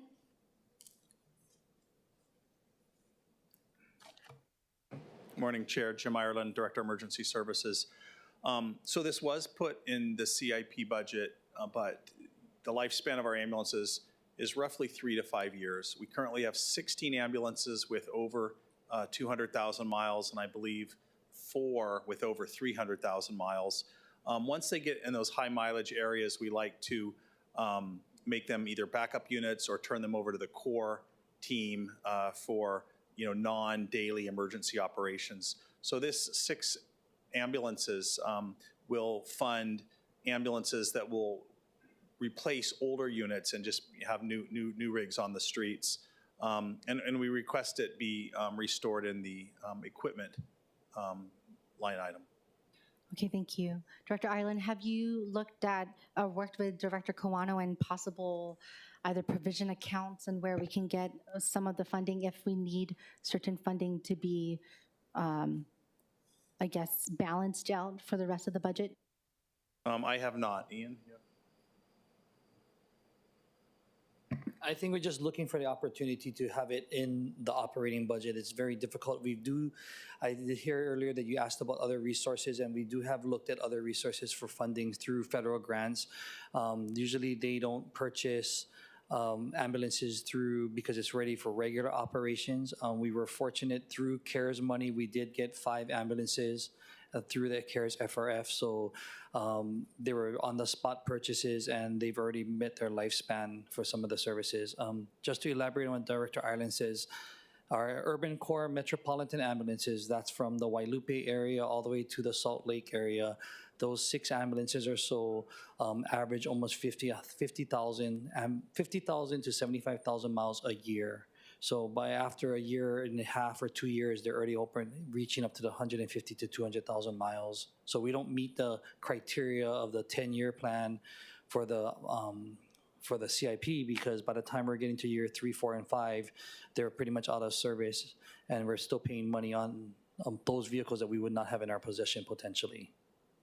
Okay, thank you. Councilmember Okimoto. Thank you, Chair.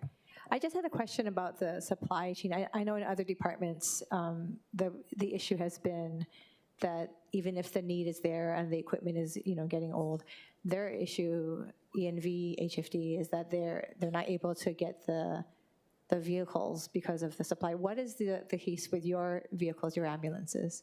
Because even if we provide the funding, how do we know that it's going to be here when we need it? And how does that, it's wearing and tearing on your current devices, correct? Your current vehicles? So it was bad. It was worse a year ago. it's still not to the point where it was maybe 5 years ago. So I think the last I heard, we were at, was it 400 days, 500 days? So 500 days. So making this into the budget now, basically these ambulances will probably arrive in 2026.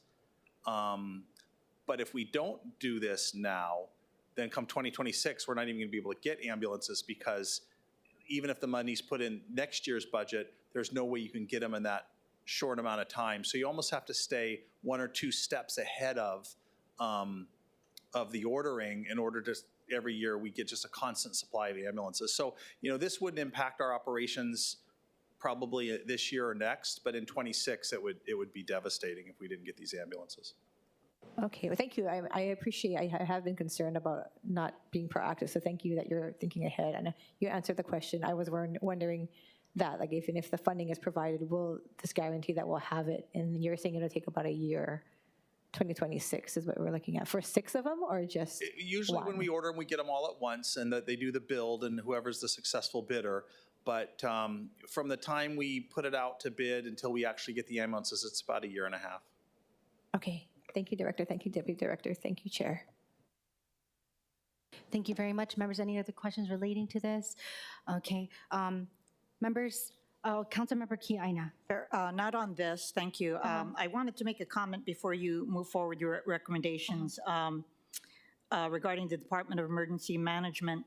I don't see the director in the audience, but I just wanted to make a comment because, you know, we're all learning not just about what happened in Maui, but also about the real threat of fire in all of our districts. And you know, I think we have undervalued our community emergency response teams, and if you know, someone could send a message to the director. I know he met recently with my Kaneohe CERT team, but I think it would be good to pool all the CERT teams together in a like a summit. Just number one, to thank them for their service, but also to see how we can better integrate our CERT teams with all of our emergency responders. And the reason I'm saying this is because in case of a catastrophic event, as you know, you're going to need all hands on deck, including our community volunteers. And one of my biggest worries is the lack of communications for them to be able to interface with any of the city, state, or federal first responders when all of our cell phones go down. And I'm hoping that next year we might consider whether or not it warrants putting some funds in the budget under the Department of Emergency Management to be able to give out to our CERT teams.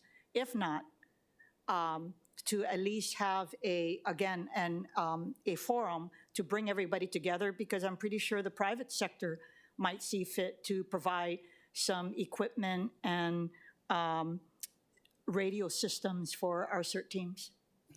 I will definitely pass that along. In fairness, I know Hero right now is in the EOC. It was activated about a half hour ago due to flooding on the windward side. There's some active rescues going on there now for people who are trapped in flooding. So I think he's kind of managing the EOC right now. And I don't know if he was supposed to be here, but I will definitely pass that on to him. Yeah, if you could, because I think, I know I've been hearing from several of my CERTs, and I'm pretty sure that others have as well. And, you know, when you look at the Maui lessons learned, one of the lessons learned was that they could have better utilized the CERT teams on the ground in Maui. Thank you. Okay, members, litmus test. I'm going to stop at Department of Medical Examiner, okay, and for a recess, okay. And then I know I said an hour, but maybe if we can go at, we can come back at 1 o'clock, is okay? Thank you. Okay, moving forward, members, with the condition that Director Kawano works with, and also Director Ireland, and works with the council and looking at further possible provision cuts, I am recommending the verbal amendment to restore funding for equipment for Object Code 4312 and other motor vehicles for the amount of $3 million in general funds for Department of Emergency Services under Emergency Medical Services. Any thoughts? Committee Vice Chair Wire. Thank you, Chair. Just clarifying, so you're saying that your inclination is to put it back in today and then wait for BFS to provide? Oh, okay, as opposed to like finding the cuts in the FD1, you mean? Yeah. Okay. Or no, I mean, is that what the plan I was going to, but yeah, you're right. We do, even though it'll be out of the budget committee, but if we do work with them to find other movement, then we can work on it as an FD1. Okay. Yeah, no, that's a good point. That's a good point. I mean, I see Director Quano there now. Do we know where we want to pull it from? Is that fair? Yeah, Ask thank Chair? you. Thanks for bringing that up. Okay.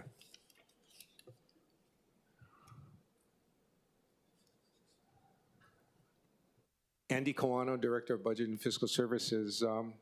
I think we should meet with Budget Chair to find out where we are. Okay, yep. After we go through the worksheet.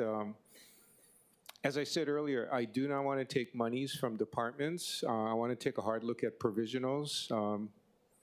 Yeah, leave it at that. Yeah. Okay, that's a fair point, members. Then I won't make that recommendation this today, but I will look forward to working with the administration on this moving forward. Okay. Okay. All right. Any thoughts? Okay. Thank you.